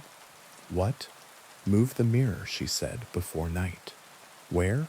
Against an inside wall, she said patiently, as if speaking to a child, so that when the day comes looking in glass, it hits drywall and remembers itself. The wardrobe mirror ticked again, once, sharply, in the glass behind my reflection, the seam held. The other room's plaster shed a little dust. The woman lifted a hand, and the lights in my apartment flickered because the building is too old not to eavesdrop. Then the other room dimmed. The glass showed only me and the sheet in my other hand. I leaned the mirror against the inside wall now. I keep it covered except when I need to ask whether my face belongs to me. Nocturne changes its name and stays open. Ye sends notes and sometimes doesn't. And sometimes I carry a mirror down one flight while the stair rails varnish, whispers old sap stories. The boy runs at night and brings me trousers that smell like rain. The thrift stores refill with picture frames and never mirrors. Sometimes people knock. I let some in. Not at midnight. Not when the mirror ticks. I do hems by feel and teach fingers the blind stitch and say no to doors that ask nicely. And when the city breathes onto the glass with the hunger of morning and asks if it can come in brighter than night ever is, the wardrobe mirror stays against the inside wall, stubborn as a good seam. I put my hand flat to its covered face until the ticking eases, and the room I live in, rented, narrow, real, remembers to reflect only what it can hold. Now, on to the next story. The trouble didn't start when the hospital closed. It started when we pretended it was gone. Ashford sat on its hill like a red brick scab the town couldn't stop picking. 20 years of weather had gnawed the cornice, vines pulled at the lintels, windows gaped with black squares where glass used to be teeth. Still, the building kept its posture, chin up, listening. Teenagers dared each other through the front doors. Ghost hunter channels climbed the stairwells for clicks. We told each other the place was basically a ruin, which is something people say when they want a thing to stop having obligations. I'm a paramedic. Buildings that refuse to be finished are my workplace. You learn their moods the way you learn families. Which door sticks, which elevator lies, which hallway collects the fights. But a building isn't supposed to watch you back. You're not supposed to feel the light in a broken window tilt to follow you as you cross a parking lot. The first Ashford patient we got in the ER made it hard to keep performing indifference. He came barefoot through the automatic doors at 2 in the morning on a police escort, clothes torn, soles shredded by glass. He wasn't drunk. He wasn't high. He smelled like wet plaster and the inside of a pipe. He hugged his head as if he could make his skull one size smaller. "Don't let the windows see me," he told me when I knelt by the gurney. He wouldn't let me shine my light in his eyes. He flinched from the stainless panel on the cabinet. He turned the monitor screen away from himself with a frantic hand. "Cover them. Everything that can see you back." The attending ordered a sedative. Tamsin, the triage nurse, the one who keeps a spare banana in her pocket and hands me crackers when my blood sugar forgets to exist, stepped in with the syringe. The man looked straight at her and smiled with too many teeth for the rest of him. "They already marked you," he whispered. "It's too late. You looked." She flinched. He couldn't have known she'd gone to Ashford the week before with her boyfriend and 2 of his idiot friends to film some urbex, as if the word could make a century behave. I only knew because she'd laughed about graffiti, helped me written upside down, while we restocked oxygen. The sedative took him down. We tucked sheets over his cut feet and told the chart a polite lie, agitated, likely intoxication. Observe. 2 days later, Tamsin's husband found her at dawn, sitting on the sofa with both hands in her lap, staring at the black TV. Her eyes were wide enough to sting. She didn't blink when he said her name. When he switched the TV on, she flinched so hard she bit her tongue and started to cry without making a sound. They admitted her to psych, EEG normal, MRI clean. The note in the chart said, catatonia, with a question mark, because charts like punctuation when certainty is expensive. The roomer in the break room said it out loud. Ashford followed her home. A week later, we hauled in a college kid who'd gone in with friends. They said he'd paused at the second-floor bathroom mirror as a joke, then wouldn't stop looking. By the time they dragged him out, his palms were bloody from trying to scrape his own cheeks, as if his face were something stuck on wrong. He sobbed in our rig so hard he couldn't breathe. I bagged him gently and murmured like you do to a panicked horse. he choked out. He smiled first. I tried not to. It made me. That should have been enough to keep me away. But paramedics are bad at believing other people's lessons. We need to touch the stove ourselves. It was my partner who pushed. Dan chews gum like it owes him money, keeps his boots polished for luck, and thinks superstition should be paid in mockery, not reverence. Black mold, he said, when the third Ashford-adjacent call came in, and the plasma screens threw our faces back at us, a half-second slow. Snaky whatever, spores mess with your head. You think mold makes mirrors lie? I asked. I think mold makes people sick. Sick people interpret the world with whatever stories they preloaded. He flicked his gum into the trash with the cheerful spite of a man who has been wrong often and hates to add to the count. Off shift tomorrow, 30 minutes. N95s. We sniff and go. There are 1,000 places I won't follow a friend off duty. Bathrooms and bars, living rooms with men who say they don't need help and keep their fists in their pockets. The hill. I meant to say no. Then I thought about Tamsin's wide eyes. I thought about the barefoot man's teeth. I said fine, and hated the part of me that can't leave a bandage unlifted. We parked by the rusted gate just before midnight. The moon looked like a peeled egg someone had held in a hand too long. Our flashlights cut cones through a smell like pennies and rain. The front door lay on its side like a tongue. We stepped over it. The lobby tile cracked under our boots. Graffiti shouted the vocabulary of 16. Help me kill her inside. A wonky pentagram layered until yesterday's jokes turned into a sediment of old fear. We swept the first corridor, patient room doors with narrow wired windows. Our lights stuttered our forms across the glass. Two tall shapes, masks on. I forced myself to keep my light on the floor because floors tell the truth about the day. See? Dan said, trying briskness. Mold and kids. Smell? I asked. We both sniffed like dogs. The air tasted metallic, a battery on a tongue. Mold threaded through. Sure, but not the headline. Halfway down the hall, he stopped. Hold up. My body recognized his tone before my brain did. I felt the small muscle under my eye start its private idiot tick. He raised his light at the nearest door's wired window. Two figures stood in the reflection. Me and Dan, except my reflected face wasn't moving. Not the eyelids, not the throat. When I lifted my hand slow to prove something stupid to myself, the woman in the glass stayed very still and watched me with interest. Dan's reflection tilted its head like a dog hearing a new word. Dan had not moved. We backed up in even steps. The figures in the next two windows pressed their palms to the glass with a soft, thick thud. Our hands stayed where we'd put them. In the third window, my reflected mouth twitched up, small and private, at something no one had said. We took the stairwell door at a trot that didn't look like fleeing, because pride is a habit you can do in PPE. The stairwell breathed cold. Every landing had a wired glass window. Every window had a face pressed to it.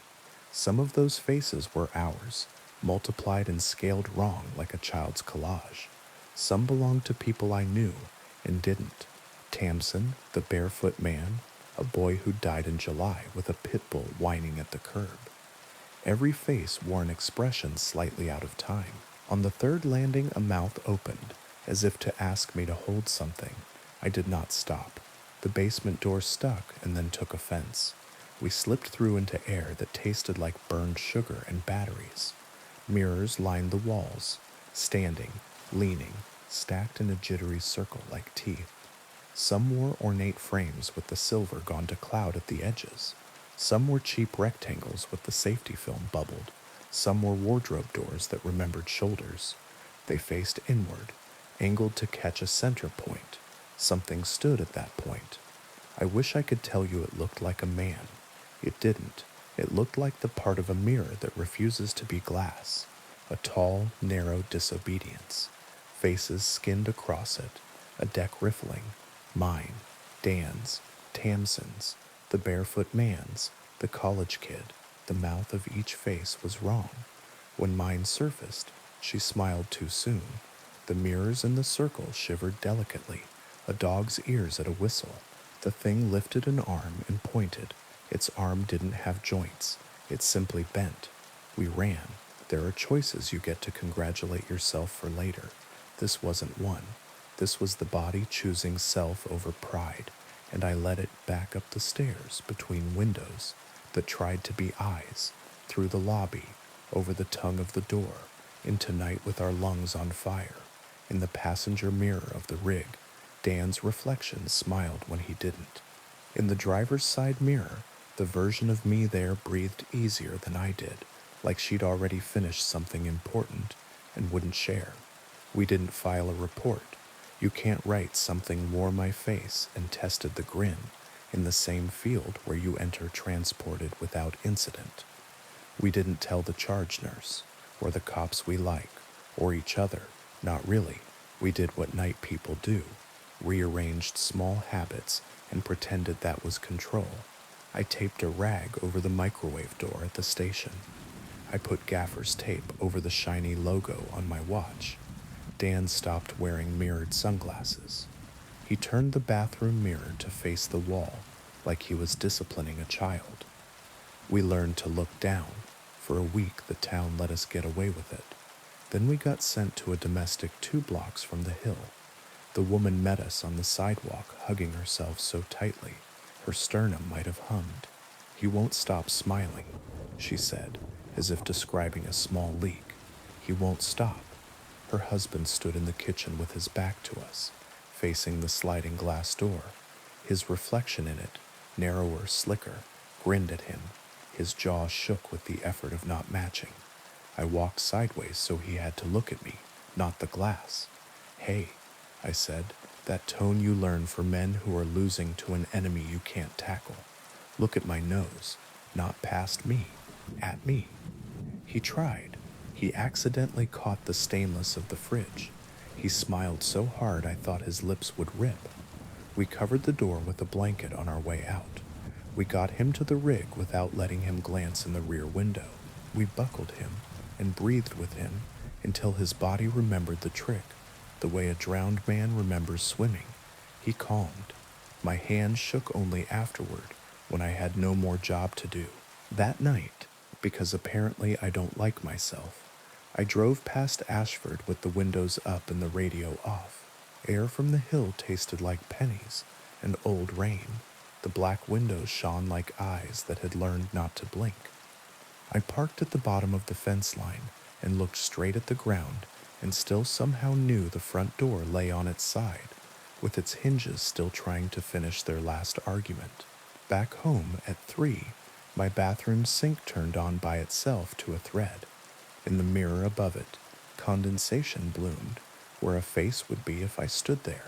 Letters followed, traced by a finger from the other side. "Don't let the windows see me." The apostrophe was missing, like a small politeness left out in a hurry. I turned the tap off so slowly the mirror didn't think I was refusing. I hung a towel over it and slept badly on top of the covers. For 6 days we stayed polite, and the town walked past the hill with its eyes on its shoes. Then Dan texted me a photo of his bathroom mirror, papered over with brown packing tape. "Good," I replied, and meant it. He sent a second photo. The paper had puffed inward like something behind it had exhaled. He wrote, "Ha." I wrote back a list. "No joking. Keep lights off after midnight. Don't stand where screens can catch you." And he sent only, "K." He was late the next morning.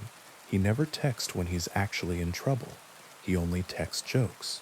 I went to his building and knocked the rhythm that means, "Hey, it's me." He opened the door on the chain. He looked present and not. He asked, "Do I look weird?" Like a child asking if a lie shows. "You look like a man who needs coffee," I said. He smiled by accident. The brass of the door kept the smile like a smear. I unhooked the chain without asking and went straight to the bathroom. The paper bowed like a sail, then flattened.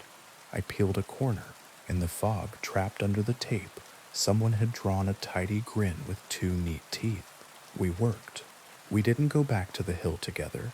We told ourselves that was restraint when it was really fatigue.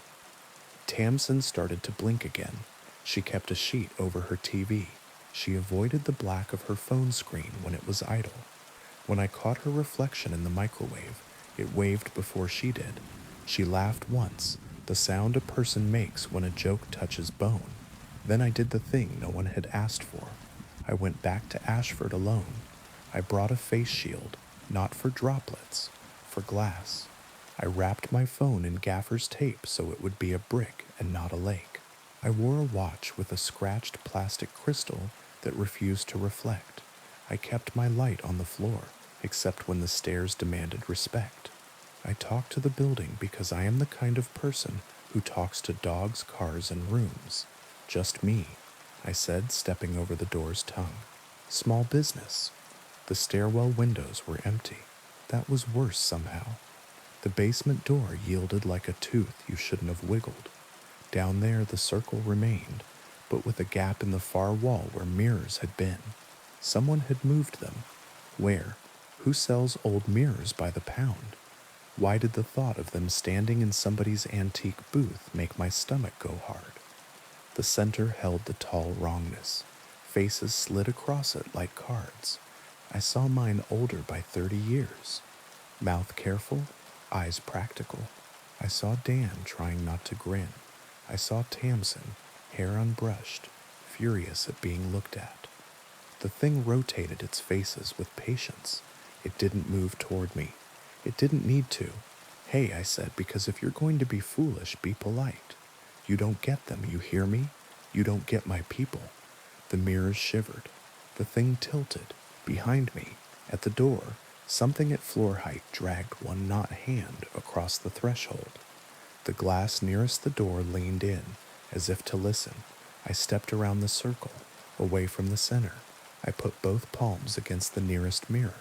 The glass was cool, then cold, then warm, the way a hand finds your temperature and tries to keep it. I talked to it the way I talk to a patient's child. Your job is to give people back what the day takes. Haircuts, ties, lipstick, who we are when we have to leave the house. Not this, not doors.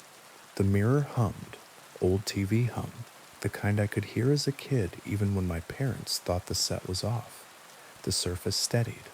The woman in the glass matched my breath again, not ahead of me, not with a borrowed mouth. I moved to the next mirror. Palms, talk, third, fourth. The oval with the ornate frame was most stubborn. It kept trying to paste Dan's mouth on my face. I pressed until my wrists ached and told it the list of what my hands have fixed. A kid choking on a grape, a bleeding man lowered gently so his mother wouldn't hear him hit, a prom dress hemmed over a bathtub while someone cried into a towel because she wanted to look like herself and not the idea she'd bought. The oval warmed and yielded my face back to me. I didn't finish the circle. Holiness is above my pay grade, but I spoke to enough surfaces that the room changed shape. The pressure eased, the way a bar quiets when one voice starts a story everyone needs to hear. The thing in the center dragged my face up again and made it grin like it knew something final. I didn't let it keep the moment. I turned my back on it. Movies tell you never to do that. Movies were filmed by people who adore looking. I faced the circle instead. You know your job, I told the glass. Do that. If something tells you you're a door, make it say please. If it can't, be a wall. The shape by the door skittered out. The wrongness at the center hissed. A sound like air abandoning a room. I left before the building remembered my name. I won't pretend I cured anything. People still come in shaking from the hill. The town pulls dumped mirrors out of the ravine like fish and stacks them at the transfer station. Thrift stores have stopped pretending they ever get decent wardrobe doors. Tamsin keeps a sheet over her TV and a hand over the camera on her laptop, and when her reflection waves first, she waves back, small, as if humoring an anxious child. Dan took the paper off his mirror and texted me a picture of a blank tile wall, with the caption it blinked first. I've stopped lecturing my friends. I talk to surfaces instead. I cover the bathroom mirror after midnight. I keep the rig side mirrors aimed at the ground, unless I'm merging, and when I must look, I say aloud, "Give me what I need, not what you want." The black of my phone screen shows only my thumbprint smears. If it ever shows my mouth when my mouth isn't doing anything, I put it face down. Some mornings I forget to uncover the mirror on my dresser before I leave for shift. I come home and the towel is slightly askew, lifted by a finger whip. I smooth it flat. The glass feels cool under the cotton, as if someone on the other side is learning manners. I tell it the names of the people who need it. Kids with bobby pins in their teeth, old men trying to tie a tie again after a funeral, a woman who wants to see whether her hands make her look like her mother's hands yet. I tell it they matter more than whatever the hill thinks it is owed. When night presses its mouth to the window and asks for a smile, I let it fog the glass. The fog outlines an oval. I don't trace it. I stand there with my hands open, and when the fog clears and the glass remembers the streetlight and the opposite brick and my face, I say good, because sometimes approval is the only prayer that does any work. If you ask me whether Ashford is haunted, I'll say it's habitual. The town looked at the hill for too long, and the hill learned to look back. Mirrors are obedient. They were happy to help. The trick isn't to destroy them, it's to give them better instructions. We still carry people out who can't stop smiling. We still cover sliding doors with blankets on our way past. We still breathe with men until their chests remember to lift by themselves. On a good night, you can watch someone glance at a black surface and then decide not to, and that tiny act of refusal feels like a hinge choosing to stay a hinge. On a bad night, I wake, and the bathroom sink is running again, a slender thread like a vein. The towel over the mirror has slipped. In the corner of the damp glass, two careful teeth appear in a neat little grin. I wipe them away with the side of my hand and go back to bed. In the morning, the glass shows me as I am, sleep-creased, competent, uninteresting, alive. I run a thumb along the line of my jaw in the reflection, and the woman there matches me, on time without expectation. The window behind her shows the river and a cloud. No extra faces, no borrowed smiles. If the hill wants more than that, it can wait for another town to forget a building. We're busy. We have real people to look after. Now, on to the next story. They called it the Gray Hollow Beast, though no one would admit to being the first to say it out loud. It lived, they said, where the ridge folded in on itself, and the wind forgot its route down in the bottom of the creek bed, where water pooled black and pines grew in a ring, like parishioners refusing to sit. If you stood at the edge of the trees at dusk, you could smell it, not rot exactly, but the thick iron sweetness that comes from a butcher block, wiped clean, but never clean enough. If you camped there, you woke with your boots moved 6 inches closer to the river and a paw print pressed into the mud where your face had been. Hunters sometimes came back with a story about a buck torn in a way no cat or coyote could manage. Teenagers came back with matching scars on their shoulders they said were from brambles. Some people didn't come back at all. It was a story I'd grown up with and a story I'd outgrown. Then my father died, and the ridge stopped being a place for legends and became a place where the world might stop talking for long enough that I could hear myself breathe. I walked out the day after the funeral with a pack and a canteen and the knife he used to take trout out of the river with kindness. The house was full of casseroles and advice. I wanted neither. The old men in town said, "Don't go down the hollow after dark." The old women in town didn't say anything at all, which meant they had opinions you weren't owed. My ex sent a text with a prayer hands emoji she would never use in person. I turned the phone off and stuck it at the bottom of my bag so its blank face wouldn't catch my eye and ask for promises.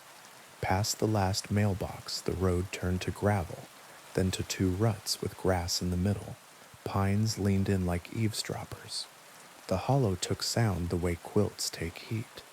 By the time the sun slipped behind the ridge and the cicadas started their idiot chorus, it felt like I was standing inside someone else's breath. I wasn't planning to sleep there.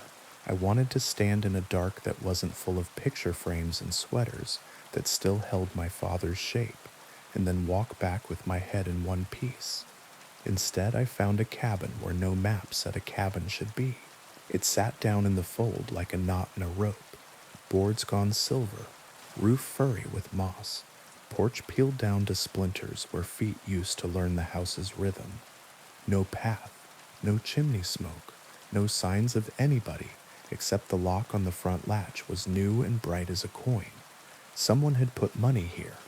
That was the first thing that scared me. The second was the symbol carved deep into the door, a circle made of short slash lines, jagged as if a child had tried to draw a sun from a memory that hurt. When I touched it with the tips of 2 fingers, it felt warmer than the wood around it, as if the day had sunk into it and decided to stay. The hollow went quiet between one heartbeat and the next. The cricket song cut off mid-word. The breeze that had been sorting needles through branches forgot to move. Even the creek behind me made a listening shape. I put the flat of my hand against the door and felt something like a hum, not electrical, not mechanical, the low, steady insistence you feel in your ribs when someone bigger than you is also in the room. That was when the first growl came, so deep I felt it before I heard it, not far off, not other side of the clearing, right where the trees start. I turned and saw eyes, pale gray, rimmed red, set in a head that could have been a dog's if a dog had been left in a room with knives and had learned everything it could from the shapes they made. The body that followed the eyes was wrong, long in the forearm, hunched in the shoulder, matted fur slick with whatever eats blood for breakfast. It moved like it had never forgotten how to walk on 2 legs and resented being made to remember 4. Its gaze slid over me like a hand over a side of meat. There was nothing hungry in it. Hunger is honest. This was the patience of a butcher between customers. It came at me so fast my brain didn't have time to choose. My hand did. I yanked the latch. The door gave. I fell backward, slammed it behind me, and heard claws sketch the wood with the scream of enamel on plate. Inside smelled like iron filings and wet fur. The dark was the thick dark of a place that has been keeping a secret for a long time and has decided to go on keeping it in your presence.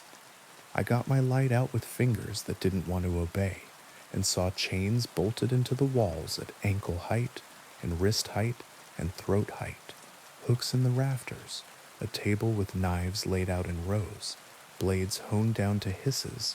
On the table, a ledger-sized book open to a page with lines of careful handwriting that started precise and ended like someone writing in a moving car. The top of the page said, "I keep the circle." Below that, "The beast is not one. It is the many that can be one. It wears whoever meets its eyes too long. It speaks in voices that know what you love. It can be held by iron and intention, but not forever. If I fail, it takes me. If you are reading this, I have failed, or I am outside and busy failing. Lock the door. Do not answer if it uses a voice you know. Choose a knife that knows more than you. Sit in a corner where you can see both windows and pretend that makes you safe." I read it twice because the door shuddered twice, and the mind does what it can when it can't do anything useful. A claw found the latch through the gap where I'd not got it home, and rattled it like a man who refuses to admit he should go away. The wood groaned.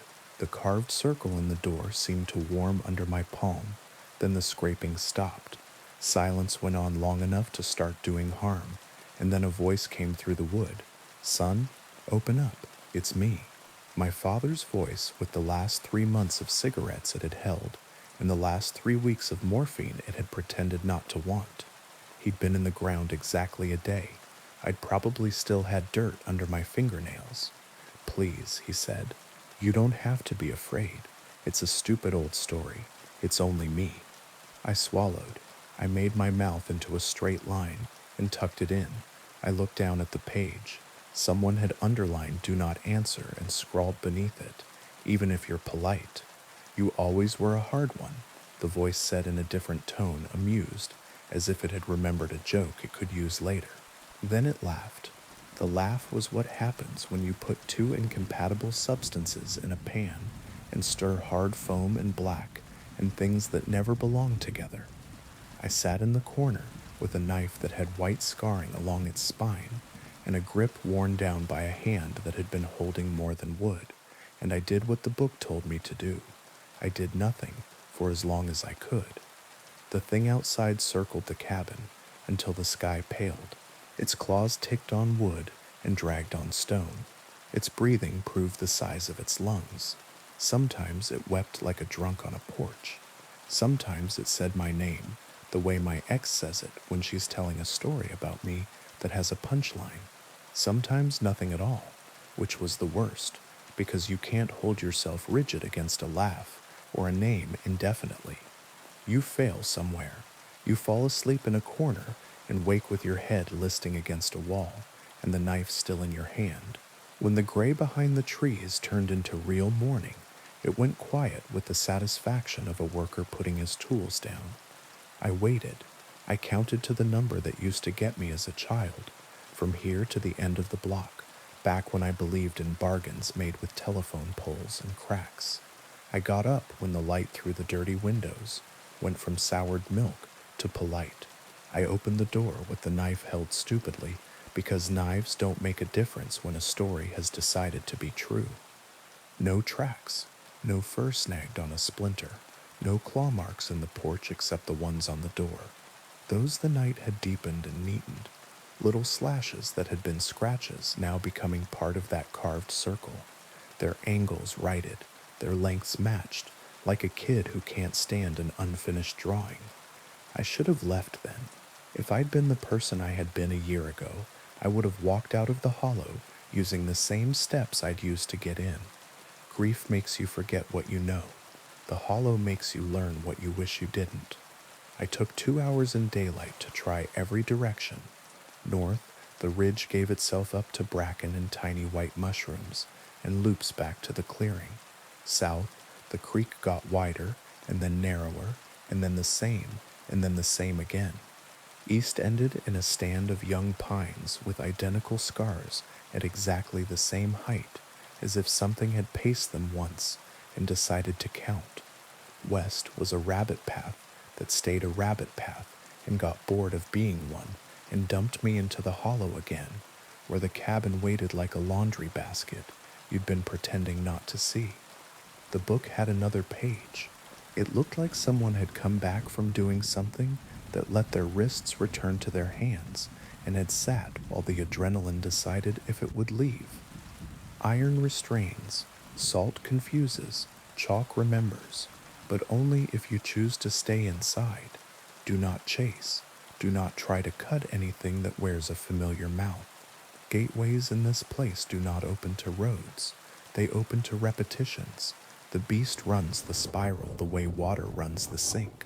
Survive 3 nights, and the circle closes. It will go on. You may leave. If you survive, you will not leave unchanged. Keep your eyes. Keep your voice.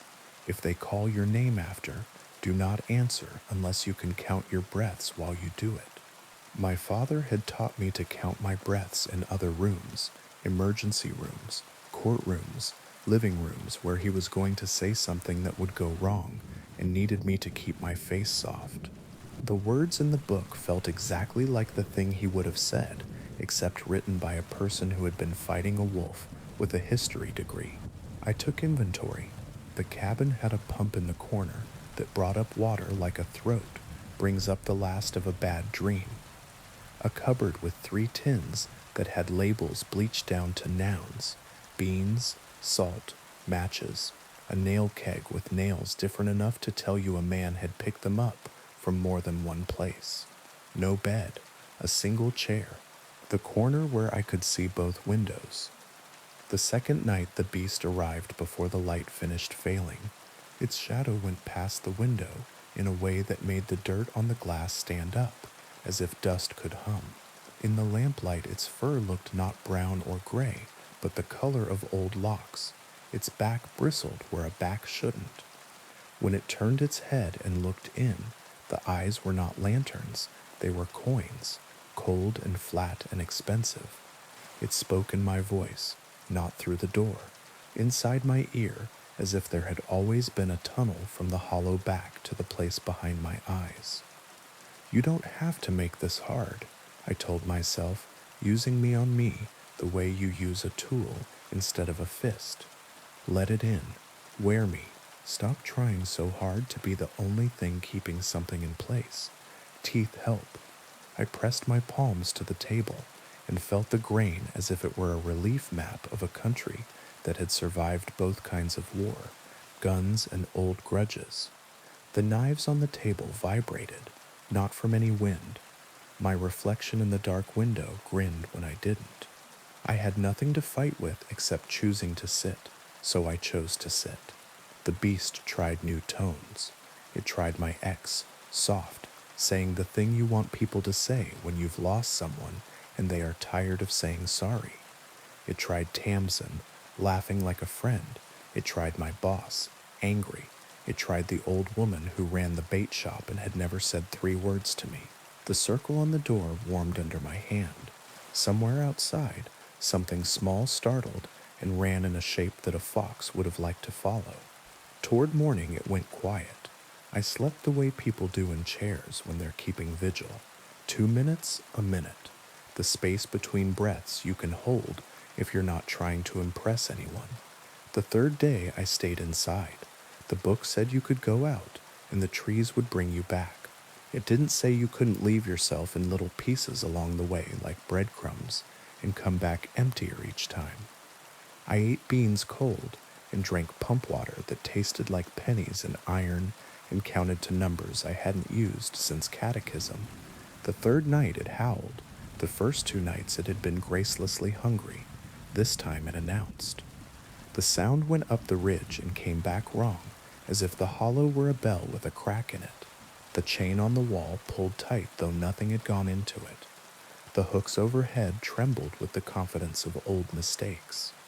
Open, my father said through the door, gentle, the way he had when I was 10 and had locked myself in the bathroom and decided I could live there if I had to. Son, please. The latch leaned. The door swelled. The carved circle deepened a shade darker, as if blood had chosen to move where it was most useful. I slid down the wood with my spine and put my shoulders into it and felt the bulk on the other side, press back the way oceans press. The book on the table had a last page I'd ignored because it felt like a man talking to himself, and now it felt like a man talking to me. If you have no silver, use names. If you have no names, use counting. If you cannot count, use pain. If you cannot feel pain, you have already opened the door. I put the point of the knife into the soft pad at the base of my thumb and shoved, not enough to maim, enough to make my ribs take a breath. My mouth had forgotten it could ask for. Blood came bright and annoyed. I smeared it across the carved circle without thinking, but with all the intention of a person who has run out of options and is willing to pretend that makes a plan. The latch popped. The door opened a finger's width. A claw came through. Black, curved, jointed wrong. It hooked under the latch and tugged like a man tugging loose a nail that had always belonged to him. I brought the knife down on the circle because it was a target, and because I wanted something to happen, and because sometimes breaking a thing is the only way to stop having to carry it. The knife bit wood. Not deep, enough. The circle broke. Light poured out of the door, the way breath pours out of a man who finally admits he is tired. Not daylight, not fire, silver, so clean it made the dirt of the room ashamed. The claw jerked back with a sound that would have been a word if it had had the right mouth. My father screamed, and then I screamed, and then something with too many voices screamed us both, quiet. Then quiet for real, the kind where you can hear the spiders working in the rafters. I sat for a long time with my back against the busted circle and my eyes blurry with the from the inside of your head kind of tears. When I could stand without feeling like a stopped clock, I pushed the door with my foot. It swung on its new, wrong radius. The claw marks were gone. The circle was a black smear like a handprint, ash flaking as if an old poster had finally given up. Outside, the hollow looked like it always had, needles, mud, a wash of gray. The air moved again. A bird insulted me from a branch. The creek remembered it had appointments downstream. When I stepped off the porch, the ground didn't try to persuade me to change my mind. The trail out wasn't a trail so much as the opposite of being lost. Trees that had been leaning in leaned back. The ridge lifted its shoulder and let me go. It was noon by the time the last of the pines gave me up to the dirt road and the power lines and the world that likes to have names on things. People said I'd been gone a day. People said I'd been gone 3. The old men clucked. The old women gave me a look that had a chair in it if I wanted to sit. My ex called from a number I didn't answer and left a voicemail that started with "hey" and ended with not quite a sob. Tamsin came by with soup she'd made and forgotten to salt, and stayed on the porch because she said her reflection in my front window was doing things she didn't approve of. I told her to bring salt next time, and a roll of tape and a nail. I put iron in the house, not superstitious iron, actual chain across the back door's bottom to make the fit true. Bar stock screwed into the kitchen table's underside so it would stop rocking and start holding. A pair of steel washers hung on red thread in the window that faces the river because washers were what I could afford, and red was what my grandmother would have used to tell a thing. No. I chalked a circle on the threshold and then swept it carefully away because the book had said chalk remembers, and I wanted it to remember the act, not the geometry. The hollow didn't let me leave without rent. I don't mean a scar I can show you, or a sleep I stopped having. I mean that once a week, or twice, when the wind comes down from the ridge carrying the smell of pennies and rain, something in it says my name exactly the way my father said it, on the day he taught me to drive. Gentle, patient, ready to catch. I don't answer then. I fold a dish towel in half, and in half again, and place it over the bathroom mirror, not because of any old stories, but because glass is persuasive, and I am tired. I count my breaths to 13, the number of trees across from the funeral home, the steps to the river from our old porch, the reasons I can think of in a hurry for not giving up what I worked so hard to keep. Once, walking past the feed store, I saw a man bending to tie his shoe in the window. The man in the glass looked up before he did and showed me a mouth that wasn't his. I took a promise out of my pocket and held it up between me and any more mischief. The glass went back to being a window with dust and thumbprints and blue sky. The man finished his knot and stood and thanked me for holding the door, though I hadn't.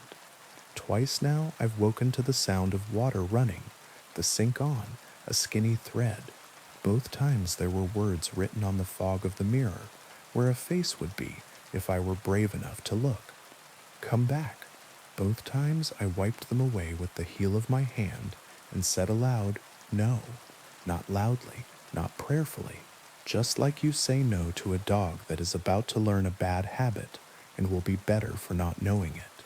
When the moon is thin and mean the town locks its screens by accident, men sit on porches with their feet flat and their hands still. Women who have decided they'll never marry watch the edge of the trees and make soup that smells like saving. Kids who don't believe a word we say walk as far as the last mailbox and no farther, and we pretend not to see that a part of them believes more than is good for them. I know the cabin is still there. Sometimes I smell the iron of it under the moss. Sometimes I feel the shape of the carved circle in my palm when I pick up my keys. Sometimes, passing the ridge with the windows up, I catch a glint through trees that could be the face of a knife catching sun and could be nothing at all. I don't go back.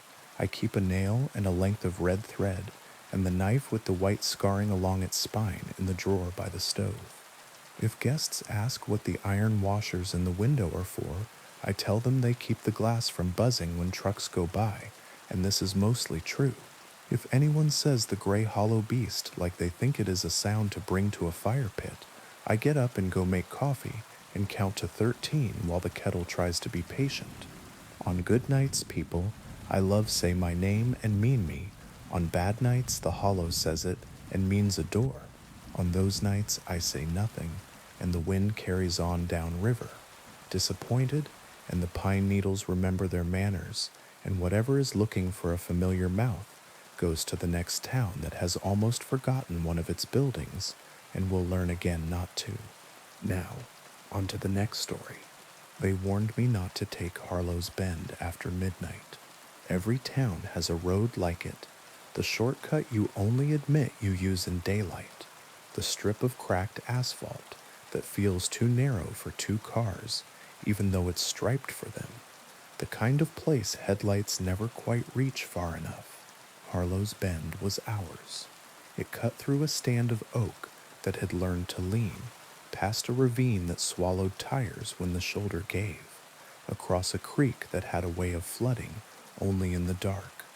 You could make it from my sister's place on the North Ridge to my apartment on Oak and Riverside in 15 minutes on the highway, or in 9 if you shaved the curve, skipped the town lamps, and trusted your brakes. I trusted my brakes. I had trusted them for years. It was the rest of the car, me, that had started to feel suspect. I left my sister's later than I meant to. We'd been in the attic again, sorting through what our mother left, a veil sealed in a zip bag that had gone the color of tea, photo albums with paper corners losing their glue, a music box that had never once wound without squealing like it was objecting to being asked to remember. We found our father's army jacket and a letter he never sent. We found the half-finished baby sweater our mother had started for a child that didn't make it to winter. We found at the bottom of a tub of Christmas lights 3 Polaroids of Harlow's Bend in daylight from before the county stopped mowing the ditches. Ribbons of road, nothing to be afraid of. By the time we'd put it all back in different boxes and had exactly the same argument about exactly the same things, keep, trash, no, that's not trash, rain had started, big lazy drops that hit the porch light like moths. My sister offered the couch. I said no. I thought I needed to drive, and if I had stayed, I would have taken the couch long enough to dream the kind of dream that makes you square your shoulders for 3 days. The highway was closed after the river bridge. A crane stood where lanes should be, blinking red like a scolding. The detour sign pointed toward town, long and patient. Harlow's Bend cut 30 minutes off the drive. The sign didn't say not to. The rain wasn't bad yet. I told myself the stories were for kids. I told myself I lacked that caliber of superstition. So I turned down the bend. The first mile is always fine. It's a 2-lane with a line that's more suggestion than law, and the trees don't lean yet. They stand there like they're making themselves available for the idea of a forest. The first culvert rattled my tires the way it always did.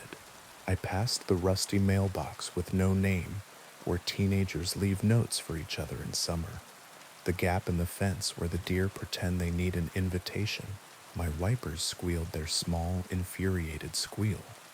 At the second mile, the trees close in. Even in daylight, there's a hush there, the air gone mossy and heavier. At night, the oaks knit their branches like women in pews, and the road loses the word shoulder.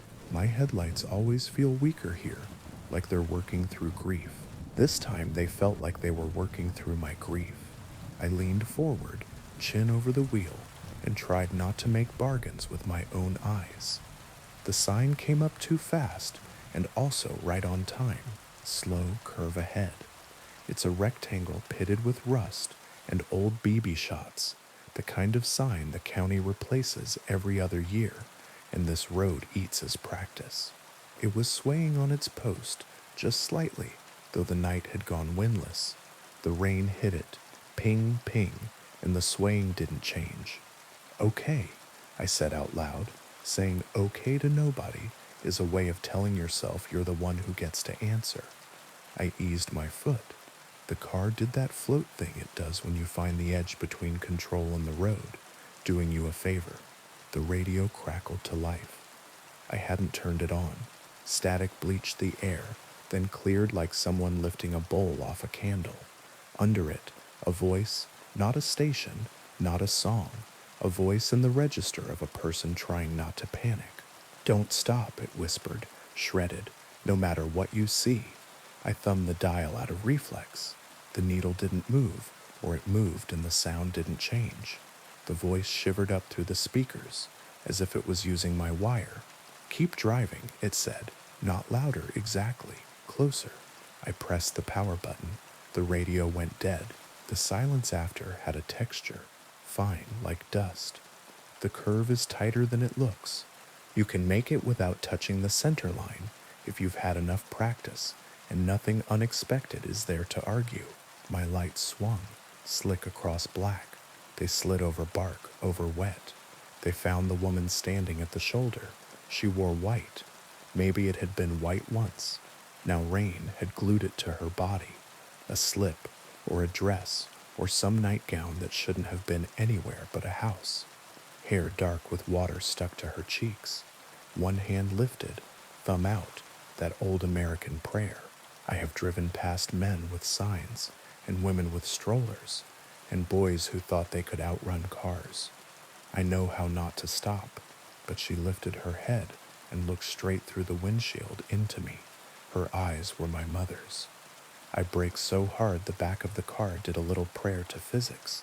The tires hissed on the wet. We stopped. We stood in it. Me, the engine knocking like a nervous knee. Her, head canted, rain dividing into small insistences on her jaw. Mom? I said, because reflex is bigger than adulthood. Her lips opened like she was learning how again. Please, she said, caught between breath and word. It's cold. Let me in. There's the part of your brain that remembers what 7 feels like. There's the part that has a stack of notices about this exact situation clipped and waiting in a drawer. It's not her, the adult told me, efficient. It's the road. You don't know that, a smaller voice said, sullen, and I hated it for sounding like me. I thumbed the lock. She slipped in like rain slips under doors. You swear you closed. The smell of her was rain, and something tinny I didn't want to identify. Her hands folded in her lap like she was waiting for a nurse to take her back. Up close she had my mother's face, and also not. The planes were right. The story underneath wasn't. Thank you, she said, and smiled, and the smile was almost right. Then I glanced in the rear view. A man sat in the back seat. I hadn't heard the door. I hadn't felt the shift of weight. He was just there, thin the way hungry can be elegant, a gray suit that didn't belong anywhere but a photograph, a grin that didn't have anything to do with a mouth. I jerked the wheel. The car swayed. Who are you? I asked the mirror. The woman didn't turn. She stared ahead through the fogging glass like a patient in a waiting room they keep too cold, the expression blank and effortful. The man leaned forward until his mouth was near my ear, and the cold of him went through the cotton of my shirt as if it had been waiting for that particular patch of skin. You shouldn't have stopped, he said, almost politely. Now it knows you. I floored the gas. The car fishtailed, caught itself, roared. The curve stretched, then collapsed. Trees became lines, and then noise. The woman didn't move. The man's laughter came from behind my face. The next sign came sooner than it should have. Same rust freckles, same tilt, slow curve ahead. I cursed and braked, and my car stopped in exactly the same place it had before, down to the way the hood dipped. She was there again. The woman, white gone transparent, thumb out, the wet shine of her face. I spun to the passenger seat. Empty. To the back. Empty. The radio hissed as if it had been breath the whole time. Don't stop, the voice said, faint enough for honesty. Don't stop again. I believed that. I believed it enough to hurt. I dropped the car into drive and went around wide. My light swept her face just enough for me to see she had stopped trying to look like my mother. She wore some other arrangement of bones now, something hungrier. Her mouth widened, as if to take a mouthful of my car, and then she did what all animals do when you don't give them what they flatter themselves to be owed. She smiled like she'd be patient. The road kept looping. I don't mean I kept getting lost. Lost is when choices become stories, and every story fights for your mouth. This was a loop. I could have set my watch by it if my watch had not stopped at the moment the radio found a voice. Rain blurred the windshield. The speedometer found speeds I don't usually offer it, and every time the sign slid out of the trees like a repeat. Every time the bend made the shape of itself, and the shoulder offered the woman like a test nobody passes the first time. I drove past her 5 times. 6. On the 7th, she wasn't on the shoulder. She was in the middle of the road, hands at her sides like a girl waiting for a photo. I didn't stop. I didn't stop because I am capable of obedience when it is the only weapon left. I leaned on the horn, and my car's poor voice made the hollow sound like it was protesting a tax. I swerved around her, wide enough to spray the ditch, and for a full second we were window to window, and she tilted her head as if to memorize the angle of mine. I drove. The loop does not forgive, but it learns. By the 10th pass, there were more of them. A boy I'd sat next to in sophomore English, hair still blonde and likely forever now wet. My father sober and unhandsome, which is how he tried to be near the end. My first kiss, which felt like a cruelty because it reminded me of poor judgment that had not required supernatural assistance to acquire. They stood in the rain or sat on the guardrail that hasn't guarded anything since the year they paved the road and forgot to pave sense into it. They raised thumbs. They kept their smiles gentle until you got just close enough to see how they were welded on. The radio was not a voice now. It had turned into voices. They overlapped the way people on party lines used to. A murmur of advice that would have been easier to ignore if any of it had been unkind. Keep going. This part ends. Don't give under the name. One voice came through clearer when I passed the sign. My mother's voice, not the imitation. It said, "Don't pick me up," which is something she never had to say in life, because I have never been able to let anything sit where it wanted without asking it if it needed water. At some point, the numbers on my dash gave up. The green went out of them and left them as absent as the moon. The needle on the fuel gauge headed toward my failure. I did the math you do when you are stuck in a story, and the only way out is to live long enough for it to end.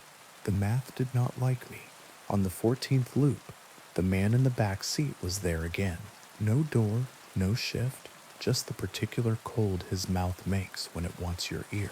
"We can do this all night," he said, conversational, like truckers at a counter at 2 a.m. "I can't," I said, and my voice almost broke on the T. He clucked his tongue.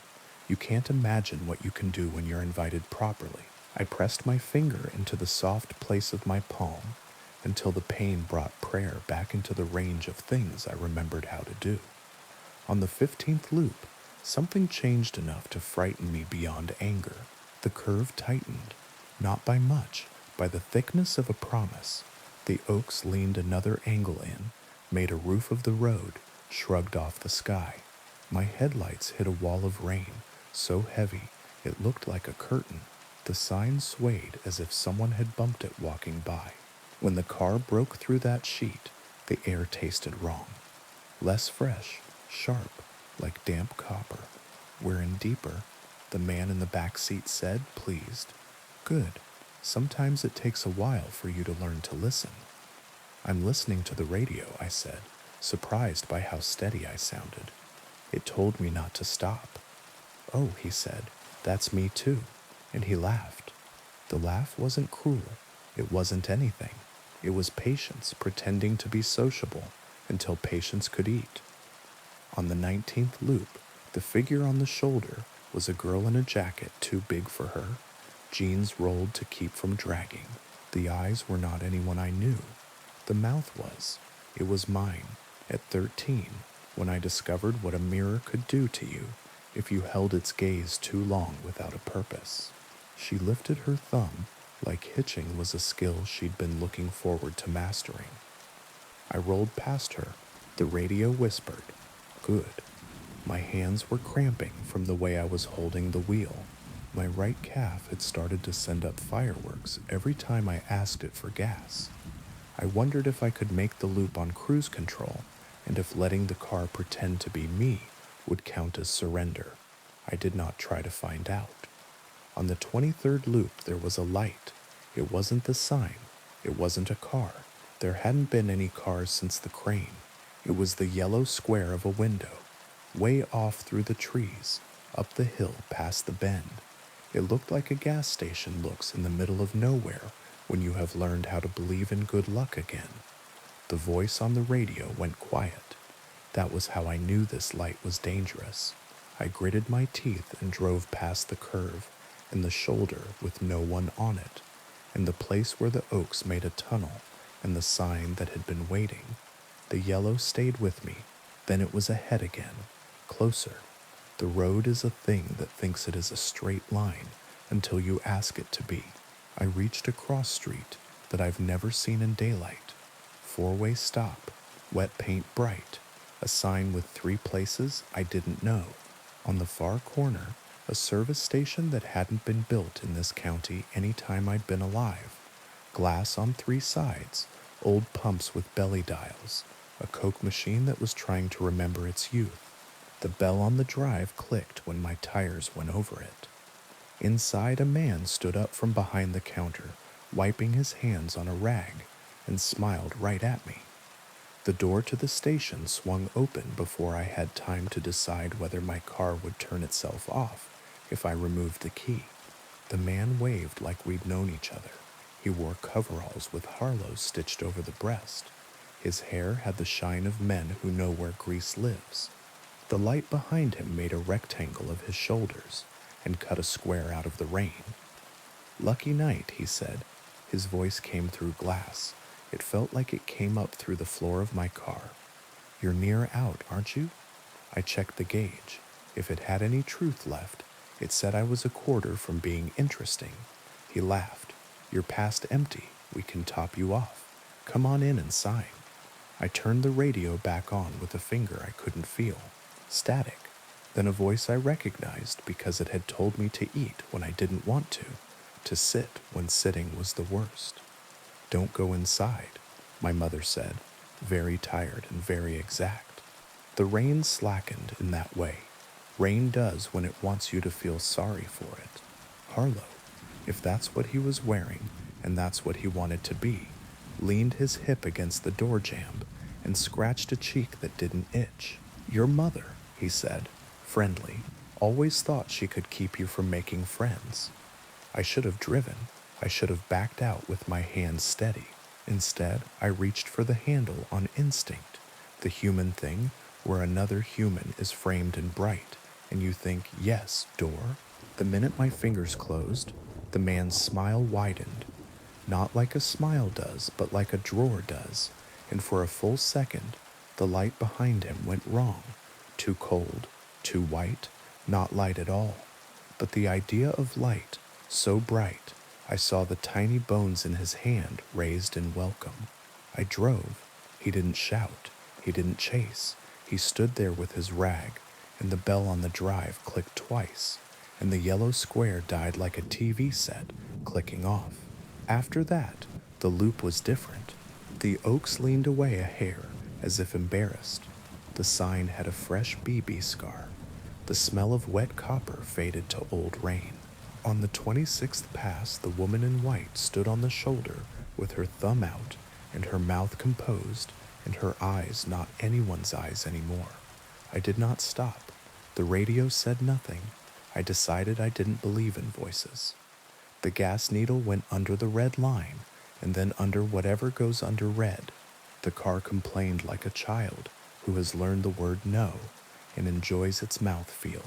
I said okay to nobody again. I loosened my hands. I waited to coast and knew that when I did, there would be no shoulder to save me. The car coughed, coughed. On the 29th loop, halfway between the sign and the center of the curve, the engine let go like a lover who had been kind for longer than anyone would expect. The rain had gentled to a lick. The wipers squealed and then went still because I switched them off to hear what absence sounds like. The road carried me. Momentum, then stubbornness. The car rolled almost politely, as if it had been reminded of manners it learned in a driveway and decided to show them to me. The woman stood in the middle of the road again. Her dress clung and defined. Her hair drew letters down her neck. She did not raise her thumb. She raised her hand, palm out, the sign you use to make someone stop from across a room without talking. And because my foot was already on the brake, it felt like obedience. I could have let the car do what it would do and aim for shoulder and stall and sit with her at the window while she learned my mother's mouth again. I put it in neutral and steered for the edge. The tires found gravel. Gravel found ditch. The car settled with a long, relieved exhale, as if it had been trying to spare my feelings by taking its time. She walked toward the driver's side slow, the way women in bad commercials walk toward convertibles. Her face was my mother's again. She had found the exact wrong smile.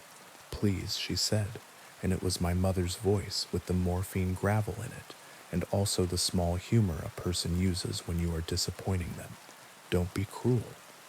I'm not, I said, which was the first true thing I had said to the road. I'm busy. She laughed with both sides of her mouth. Behind her, in my back seat through the fogged glass, something made the shape of sitting. The radio clicked on by itself and made a sound like a phone connecting. A second voice. A man said, "We're almost done," as if we were both waiting for a bus. I cracked the window an inch. The air smelled like petrichor and old pennies, and the mint gum my mother chewed when she stopped smoking. What happens if I get out? I asked. The woman cocked her head. Rain streamed. You walk, she said. You walk back to where you were supposed to go, and when you turn around to see how far you've come, the road will be behind you as if it had never existed. Will you follow? She looked amused. I'm always in front. I closed the window. I turned the key. The engine offered me the small wheeze a pet gives when you try to coax it back past wanting. The radio whispered, "Foot now," and I put my foot on the gas as if the car could be tricked into remembering that wanting and doing are cousins. It coughed. It died again. I sat with my hands open on my knees. Rain dotted my jeans through the crack in the seal where the door had never fit right. In the rear view, the man leaned forward, closer now, as if about to tell me a recipe. You know, he said, there's a way to make this pleasant. You pretend your grief is a passenger, and you give it your lap, and you keep your hands on the wheel, and when it reaches for your throat, you call that intimacy. Is that what you want? I asked. Intimacy? That, he said, or patience. He put his hands on the back of my seat and the springs in its side. My mother knocked on the glass. Not anger, not demand. The knock of a person who expects to be let in because you love her and also because she is cold. I looked at her hands. The nails were wrong. My mother bit her nails until they were careful, half moons of small shame. These were clean, oval, perfect, and that was what saved me. I'm sorry, I said to the wrong hands, and the dress, and the rain, and the road, and the voice that had used the radio like a throat. I can't help you. When I put my hand on the key again, the engine started.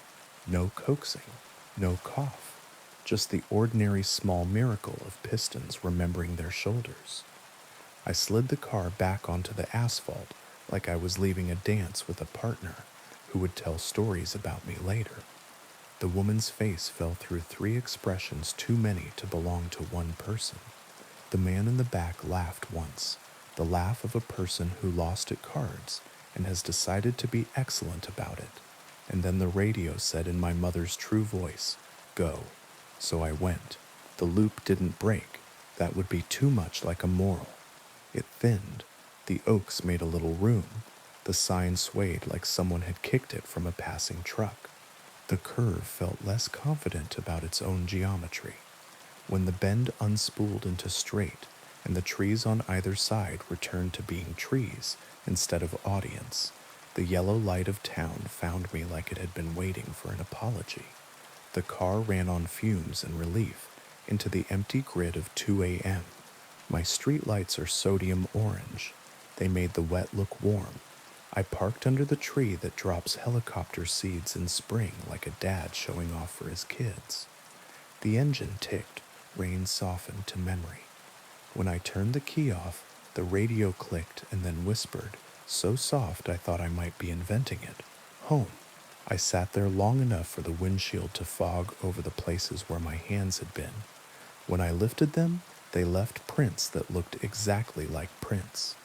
In the rear view there was nothing but the back seat, and my jacket thrown on it, and the dent where I'd once dropped a toolbox and lied to my landlord about it.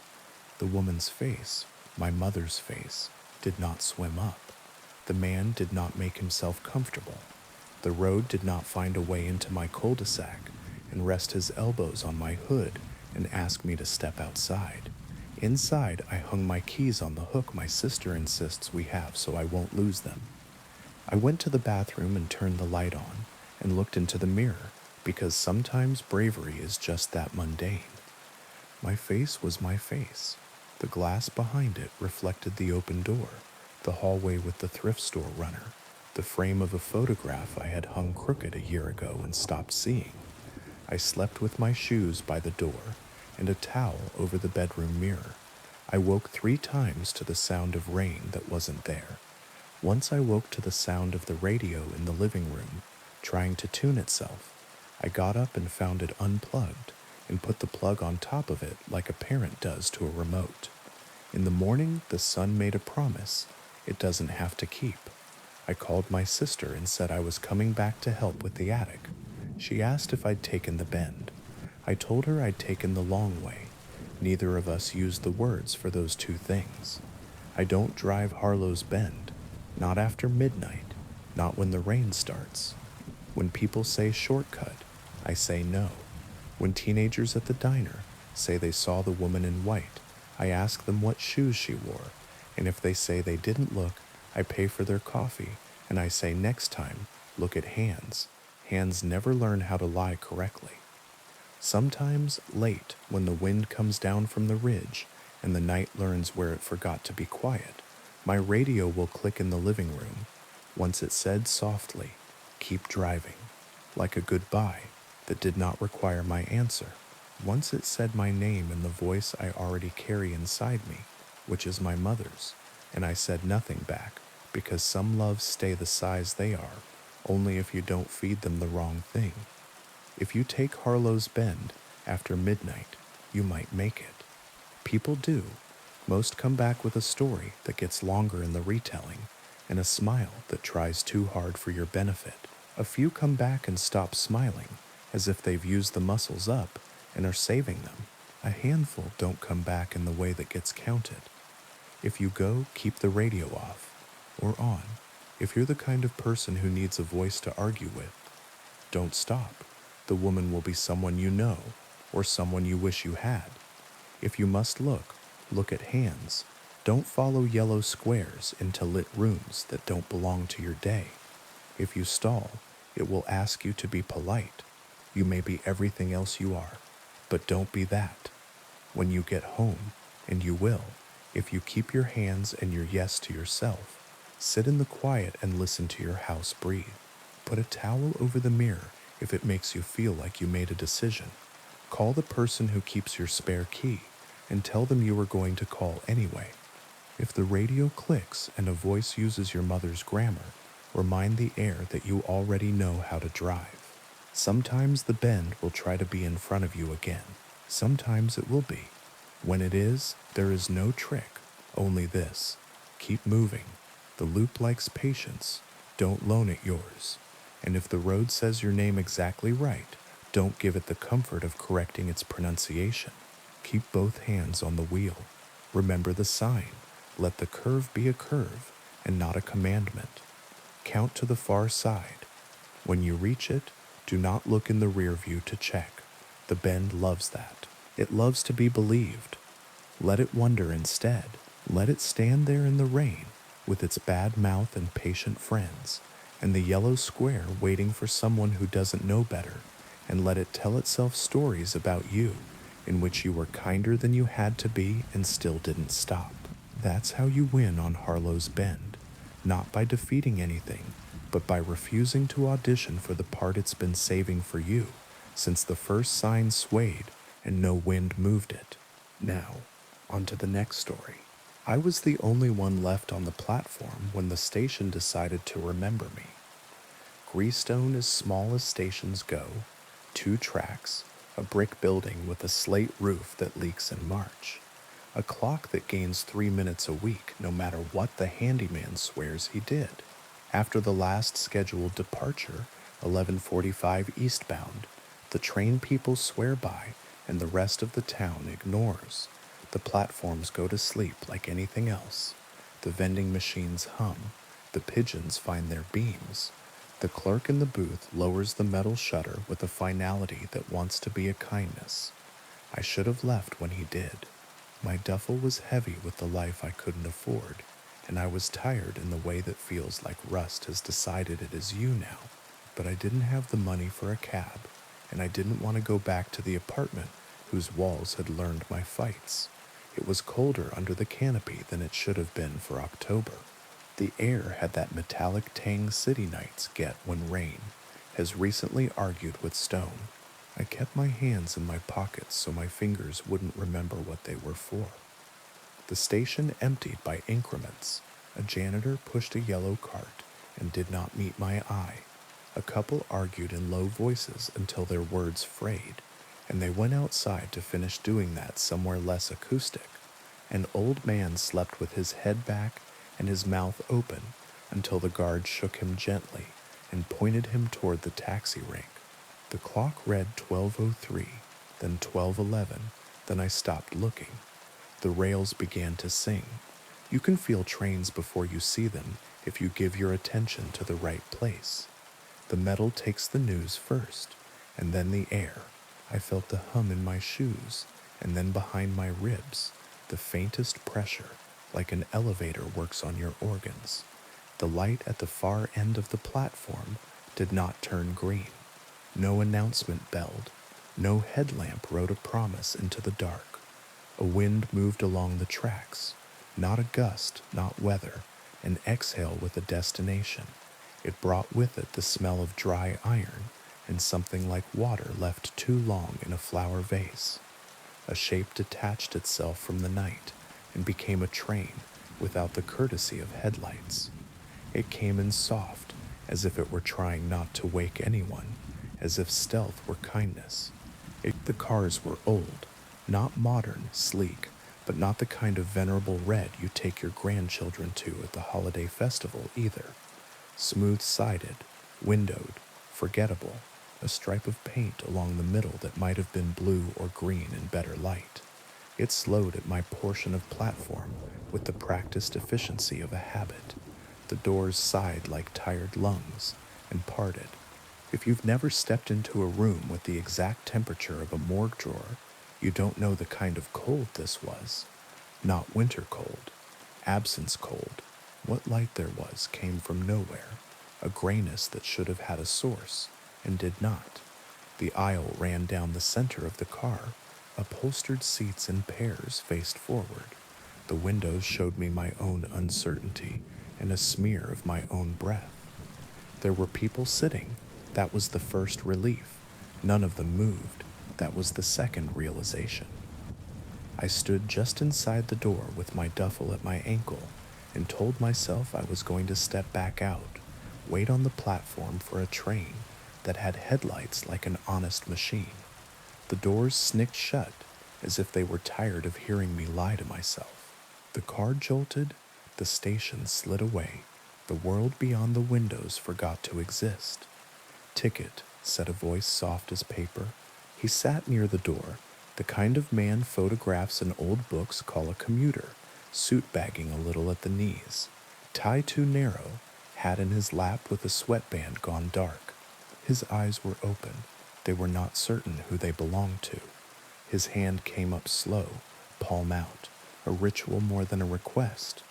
I dug for my wallet before it occurred to me that there would be no scanner here, no place to tap a phone or a card that is trying to be one. I missed the last one, I said. The clerk said. The farther end of the car answered, Leave him. A woman sat by the window 3 rows down. She had long black hair that looked like it had been brushed recently by hands that knew how, a dress that belonged to 3 styles ago, and none, and the kind of posture you hold when sitting has become a job.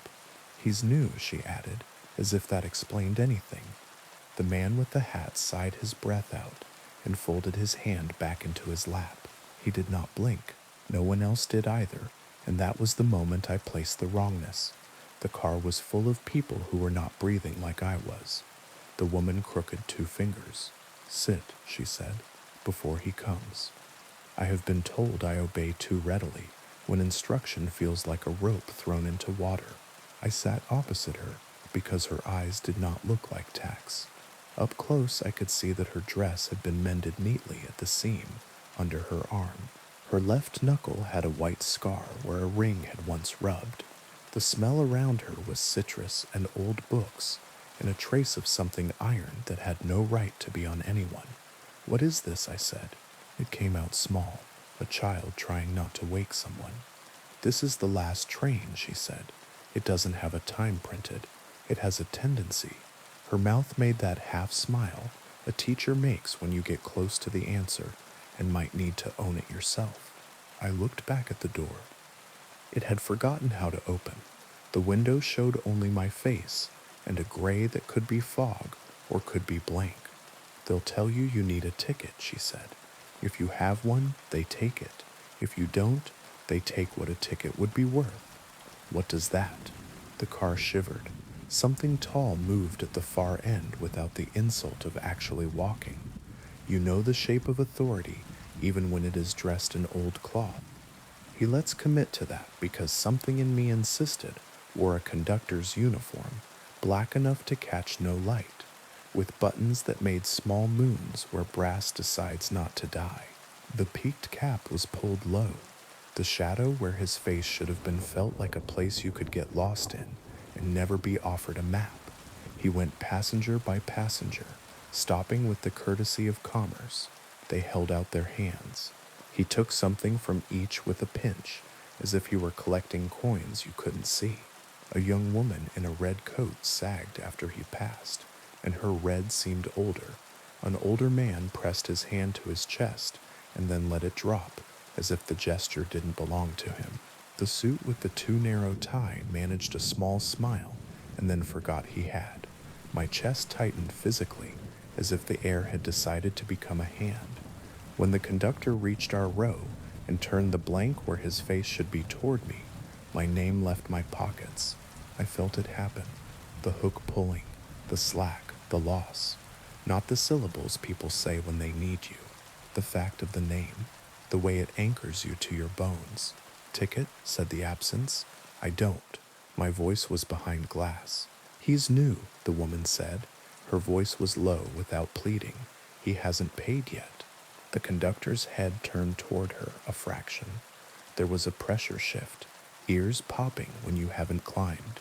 The absence moved on, and the air remembered how to be shared. When I could, I looked at her. You know him. No one knows him, she said. He knows you. What does he take? She looked at my hands on the seat, at the whiteness of the knuckles I had not intended. Pieces, she said simply, small at first. What you think you can spare. The train didn't go past scenery, so much as through possibility. Stations approached, platforms like sketches, lamps that made rings of light where a floor might be if someone funded it, and slid by without stopping. The doors sighed open at none of them, and sighed closed again, as if to stretch. At one, a child ran along the platform with something limp under her arm. At the next, The platform was a corridor, and the corridor was a throat, and I stopped trying to make sense of them in sequence. Where does it go? I asked. Down, she said, and when I looked at her in the way you look at someone who has chosen a metaphor, she added, away. The stops make you think you have a choice. Choice is part of the harm.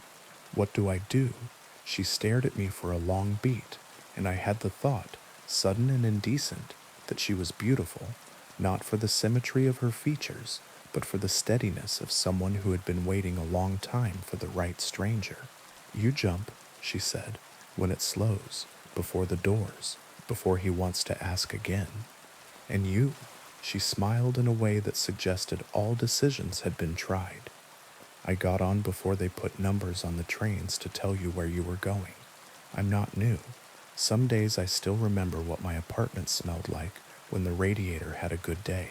That's not enough to get off. What's your name? It was Clara, she said, and there was an ache in the past tense, shaped like a violin string pulled too far across its bridge. I keep it because they didn't take it the first time. I gave them other things I thought I could spare. He came again. I felt him before I saw him, the way you feel a deep bass note through drywall. He didn't look at me because I had only been taught once, and fairness is a thing even this service seems to respect. He looked at Clara. She held out her hand, and he pinched something from her palm with a delicacy that would have been tender if you didn't know it as theft.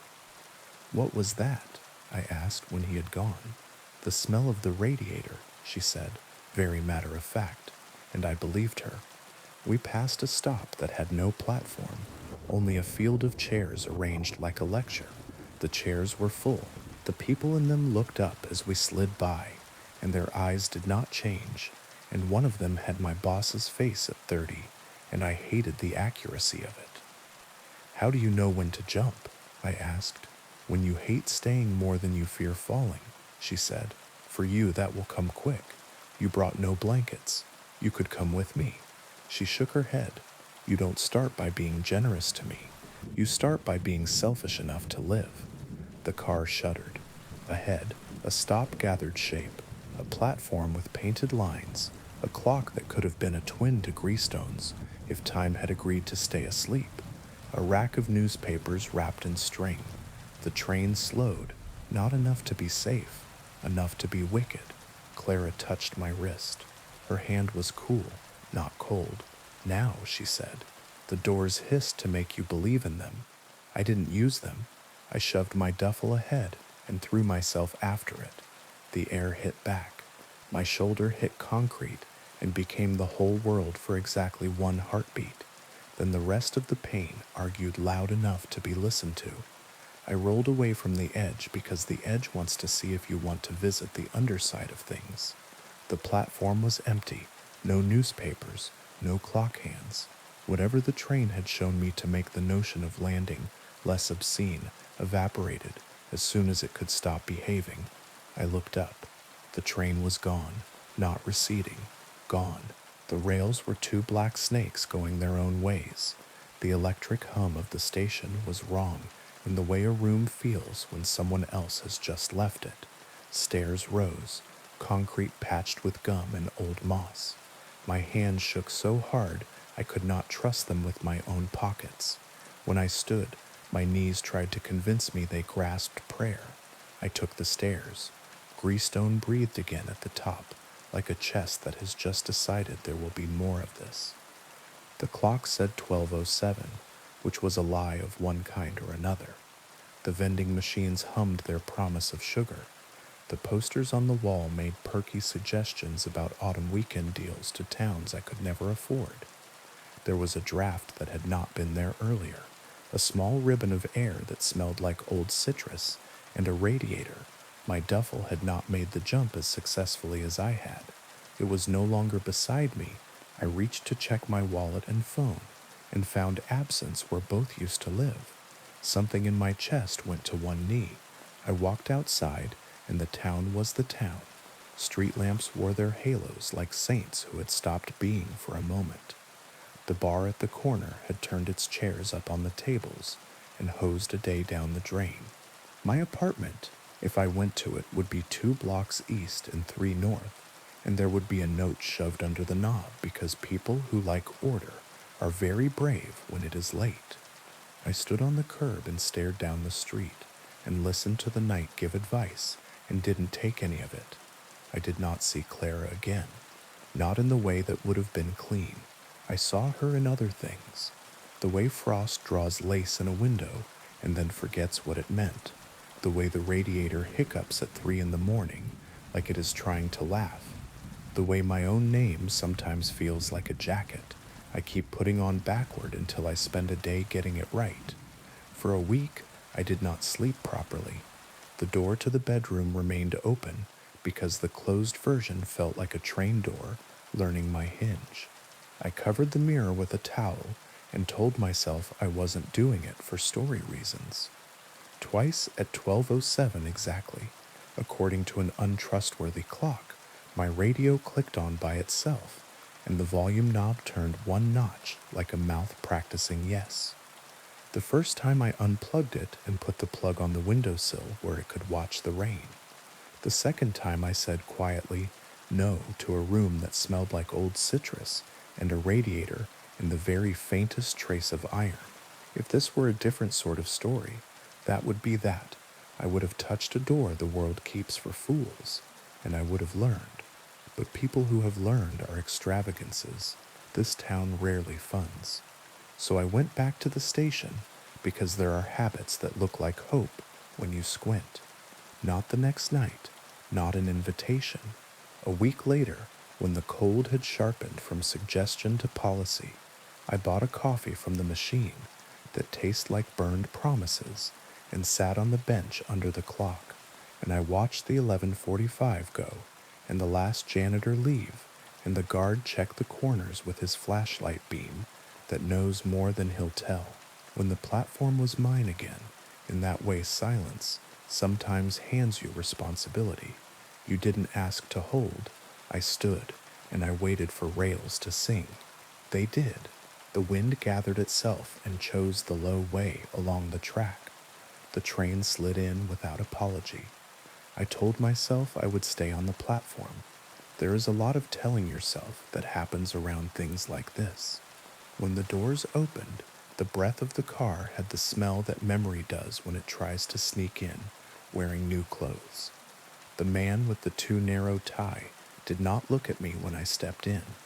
The woman in the red coat had her forehead against the glass, like she was listening for someone who would never bother to knock. I walked down the aisle, and every person I passed felt like a word I had once known how to spell and now could only guess at. Clara sat where she had sat. She turned her head as if she had been saving that motion. Her mouth made the shape of my name, but decided not to get me used to the sound of it. I thought you got off for good, she said. I got off once, I said. That isn't the same. You're not supposed to come back. Neither are you, I said without meaning to be unkind. She smiled in that way that suggests the rule has been broken, and the rule does not care. He'll come, she said, and he did. The conductor's presence bent the aisle. He did not turn toward me immediately, and I understood this to be an acknowledgement that the game only works when the person playing thinks they have consented. He paused at the young man with an earring who had a finger resting on the edge of his seat, as if he had been about to stand and had been told not to. He took something invisible from the boy's palm. The earring dulled. When he reached us, he held out a gloved hand. Ticket, he said. I had brought something. It was stupid. It was also all I had. From my jacket pocket, I took a photograph of my mother at 17. Hair caught in a late summer wind, cigarette held away from her face, like she had been born elegant and only had to remember it. I had stolen the picture from one of the boxes my sister and I had labeled Keep, because we knew better than to label anything else. I held the photograph up. He did not reach for it. He pressed 2 fingers to the air just above the image and pinched. It was not the picture he took. The paper remained against my skin. What left me was the smell of the day I had scanned it with my phone. My mother's laugh at the corner of my apartment that was always dusty, the taste of my coffee, the relief that a picture had stayed. I felt the empty place he left like the small ache where a tooth used to be. "That's not a ticket," I said. His head tilted a fraction. The cap's shadow deepened. "Everything is," he said, and went on. "He can be refused," Clara said quietly, after the pressure lifted. "That's the other harm. He can be refused only by refusing to pay a price you won't be able to live with if you do." "What did you pay?" "I don't know anymore," she said. "That was the first thing." The stops slid past, each an attempt at bribery in a new tone. A platform full of people, holding out their hands with palms up as if they had the law on their side. A corridor of doors, each cracked just enough to show a sliver of light and a shadow passing. A field where a train could sit and wait for grass to learn patience. At one, a station that was exactly Greystone, except the clock read wrong, and the posters on the wall were the ones I had taken down 2 years ago, and the vending machine had a flavor of soda they stopped making when I was a child because it tasted like cough syrup and persistence. The train slowed so sweetly at that one, I could have stepped off without learning anything painful about gravity. "I could get off here," I said. "I could go upstairs and find a different version of my apartment, where we never had the fight, and the letter never came, and the clerk at the booth doesn't know me, and it would keep long enough for me to believe in it. That's one of them," she said. "I used to have a stop where the music from the bar on the corner was always the song I loved in May and never heard again. He found it for me. He finds them for you. That's how he gets you to pay twice. What happens if I stay? You become the kind of person who calls it a bargain." She stood then, suddenly, as if her body had moved before she felt like humoring it. The door at the far end of the car had opened on its own, and beyond it I saw a short vestibule and then another car, and in that car I saw people standing, not sitting. The light was different there, warmer, almost honest, and the air changed, as if something in me believed dawn had been invented again. "You should leave," she said. "I can't do it with you. It has to be your fear. And you. I make other people leave," she said, with a shrug, almost proud. "Everyone needs a job." We went to the vestibule. The train slowed as it slid past a station with a name I recognized and had never visited, a name from a childhood map where the letters meant far. The doors hissed. We didn't use them. We stepped between cars. The second carriage had a bar at one end. You could lean your elbows and pretend a drink had been poured for you if you wanted your mouth tricked. A man stood there with a napkin under his glass and said to no one, "Cheers," and the conductor appeared next to him like an option and pinched something you couldn't see from his fingers. I wanted to pretend the thing he took was the taste of the drink. The window in this car showed me a different outside. Not stations, not platforms. A city I knew and did not. Streets ghosted by light like web, windows lit and then unlit in no sequence I could claim, bridges drawing lines under lines. My heart did the small double beat. It does when the plane dips, and the pilot speaks to prove the plane is paying attention. "Jump," Clara whispered. It wasn't advice, it was the only grammar we had left. I didn't. I walked to the bar as if the man pouring could offer me an argument. Behind the counter, a shelf of bottles held labels in fonts that had not existed yet. One label had my father's handwriting on it. I reached and my fingers met glass that was cooler than anything has the right to be. "Don't buy from him," Clara said. "Even if the drink is yours. Do you ever get to drink again?" I asked, and the laugh she made was exactly human. The conductor turned toward us, and the air thickened, and I chose fear because it was the only thing I owned that still behaved. When the train leaned into something like a curve, and the bodies in the car inclined together as if choreographed, I put my hand flat on the bar, and then on the edge of the doorway, and then into the dark between cars, and used that grip to trust that falling is a fact, not a suggestion. Clara didn't move. She stood where I had stood a week ago, posture like a job. "Go," she said. It had the sound of a word she practiced and liked for the shape it gave her mouth. The jump hurt less this time, because the first time had taught me what stupidity feels like in your shoulder. I hit the platform, rolled, swore, laughed once without wanting to, and lay with my spine against concrete and watched the underside of the canopy above me, pretend it had never met rain. When I looked down the tracks, there was only track. At the top of the stairs, Greystone was itself enough to forgive me. The clock read 12:07 with the stubbornness of the obtuse. I walked outside, and the air had warmed the way it does when stories are not doing the breathing for you. I went home. I made the kind of coffee you make when you're trying not to wake yourself up. I took my radio and put it in a cupboard and closed the cupboard and put the kettle on top of the cupboard, because petty victories are real. Then I took the photograph of my mother into the kitchen light. The paper was the same. The face was the same. I could see the corner of her mouth where cigarette met the joke. When I held it to my nose, I smelled nothing. It broke me in a way a poem would approve of, and I did not let it.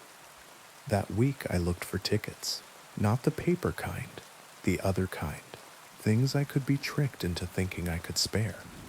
I found a shoebox of letters and put them back. I found the sweater my ex left and put it in a bag for the thrift store because leaving it in the drawer had become an altar. I found the eviction notice and folded it into a paper plane and threw it at the ceiling until it lodged in the fan, and then I stood on a chair and took it down and burned it in a pie tin. Fire is the only punchline I trust. Sometimes now, at night, the rails hum under the city like a thought you are trying not to have. I take long ways home. I look at station clocks and the minute hands give me back the correct time, which is a gift I didn't know you could negotiate for. When the wind takes the low way along the track, I do not wait for doors. I see Clara in other places, a woman on a bus with a scar where a ring once rubbed, a figure in a laundromat who folds with the care of someone whose hands remember something and refuse to forget it, a reflection in a shop window that makes a mouth against the glass and then doesn't bother to fog it. Once, on a Sunday morning that felt like mercy, I felt the exact temperature of her hand on my wrist as I stepped too close to the edge of a subway platform, and I stepped back and said thank you to no name. If you ask me what the last train wants, I will tell you this: it wants rent. For each time you say aloud that a place has let you down, it offers you a car that can carry you farther from the responsibility of being person-shaped in a world that will make you sit and wait and think you should be grateful. It takes small pieces first: the smell of a radiator, the taste of a drink, the name of a day. It will let you leave if you are willing to jump while it is still pretending to be gentle. Some nights I hear the ticket office shutter slide down in my dreams. Some nights a voice says ticket very softly from the cupboard where the radio lives, and I get up and put the kettle back on top of the door like I am a person who knows how to keep himself. On the worst nights, the conductor walks down the aisle of my ribcage and pinches something I can't name out of the palm of a heart that has already done its work. I wake with my hands open and count to a number that used to mean stairs in the house where I learned to be tall. If you find yourself on the platform after midnight and the rails begin to remember their purpose, listen to the advice that comes through a static you don't deserve. It won't always be mine. It won't always be kind. Jump before the doors open. Refuse to get good at paying. If you carry a photograph, put it in your shoe where no one can reach it without making you dance. And if you meet a woman with long black hair who sits as if sitting paid her rent, and she tells you her name was Clara in a tense that means once and maybe again, do what she says the first time. She has work to do. So do you. The world above the stairs is not much, but it's ours, and the radiators, when they are good, still make a sound that with practice you can keep. Thank you for listening. If this story kept you company tonight, consider liking the video and subscribing for more myths, legends, and gentle hauntings. Sleep well, and may the trails you choose lead you safely home.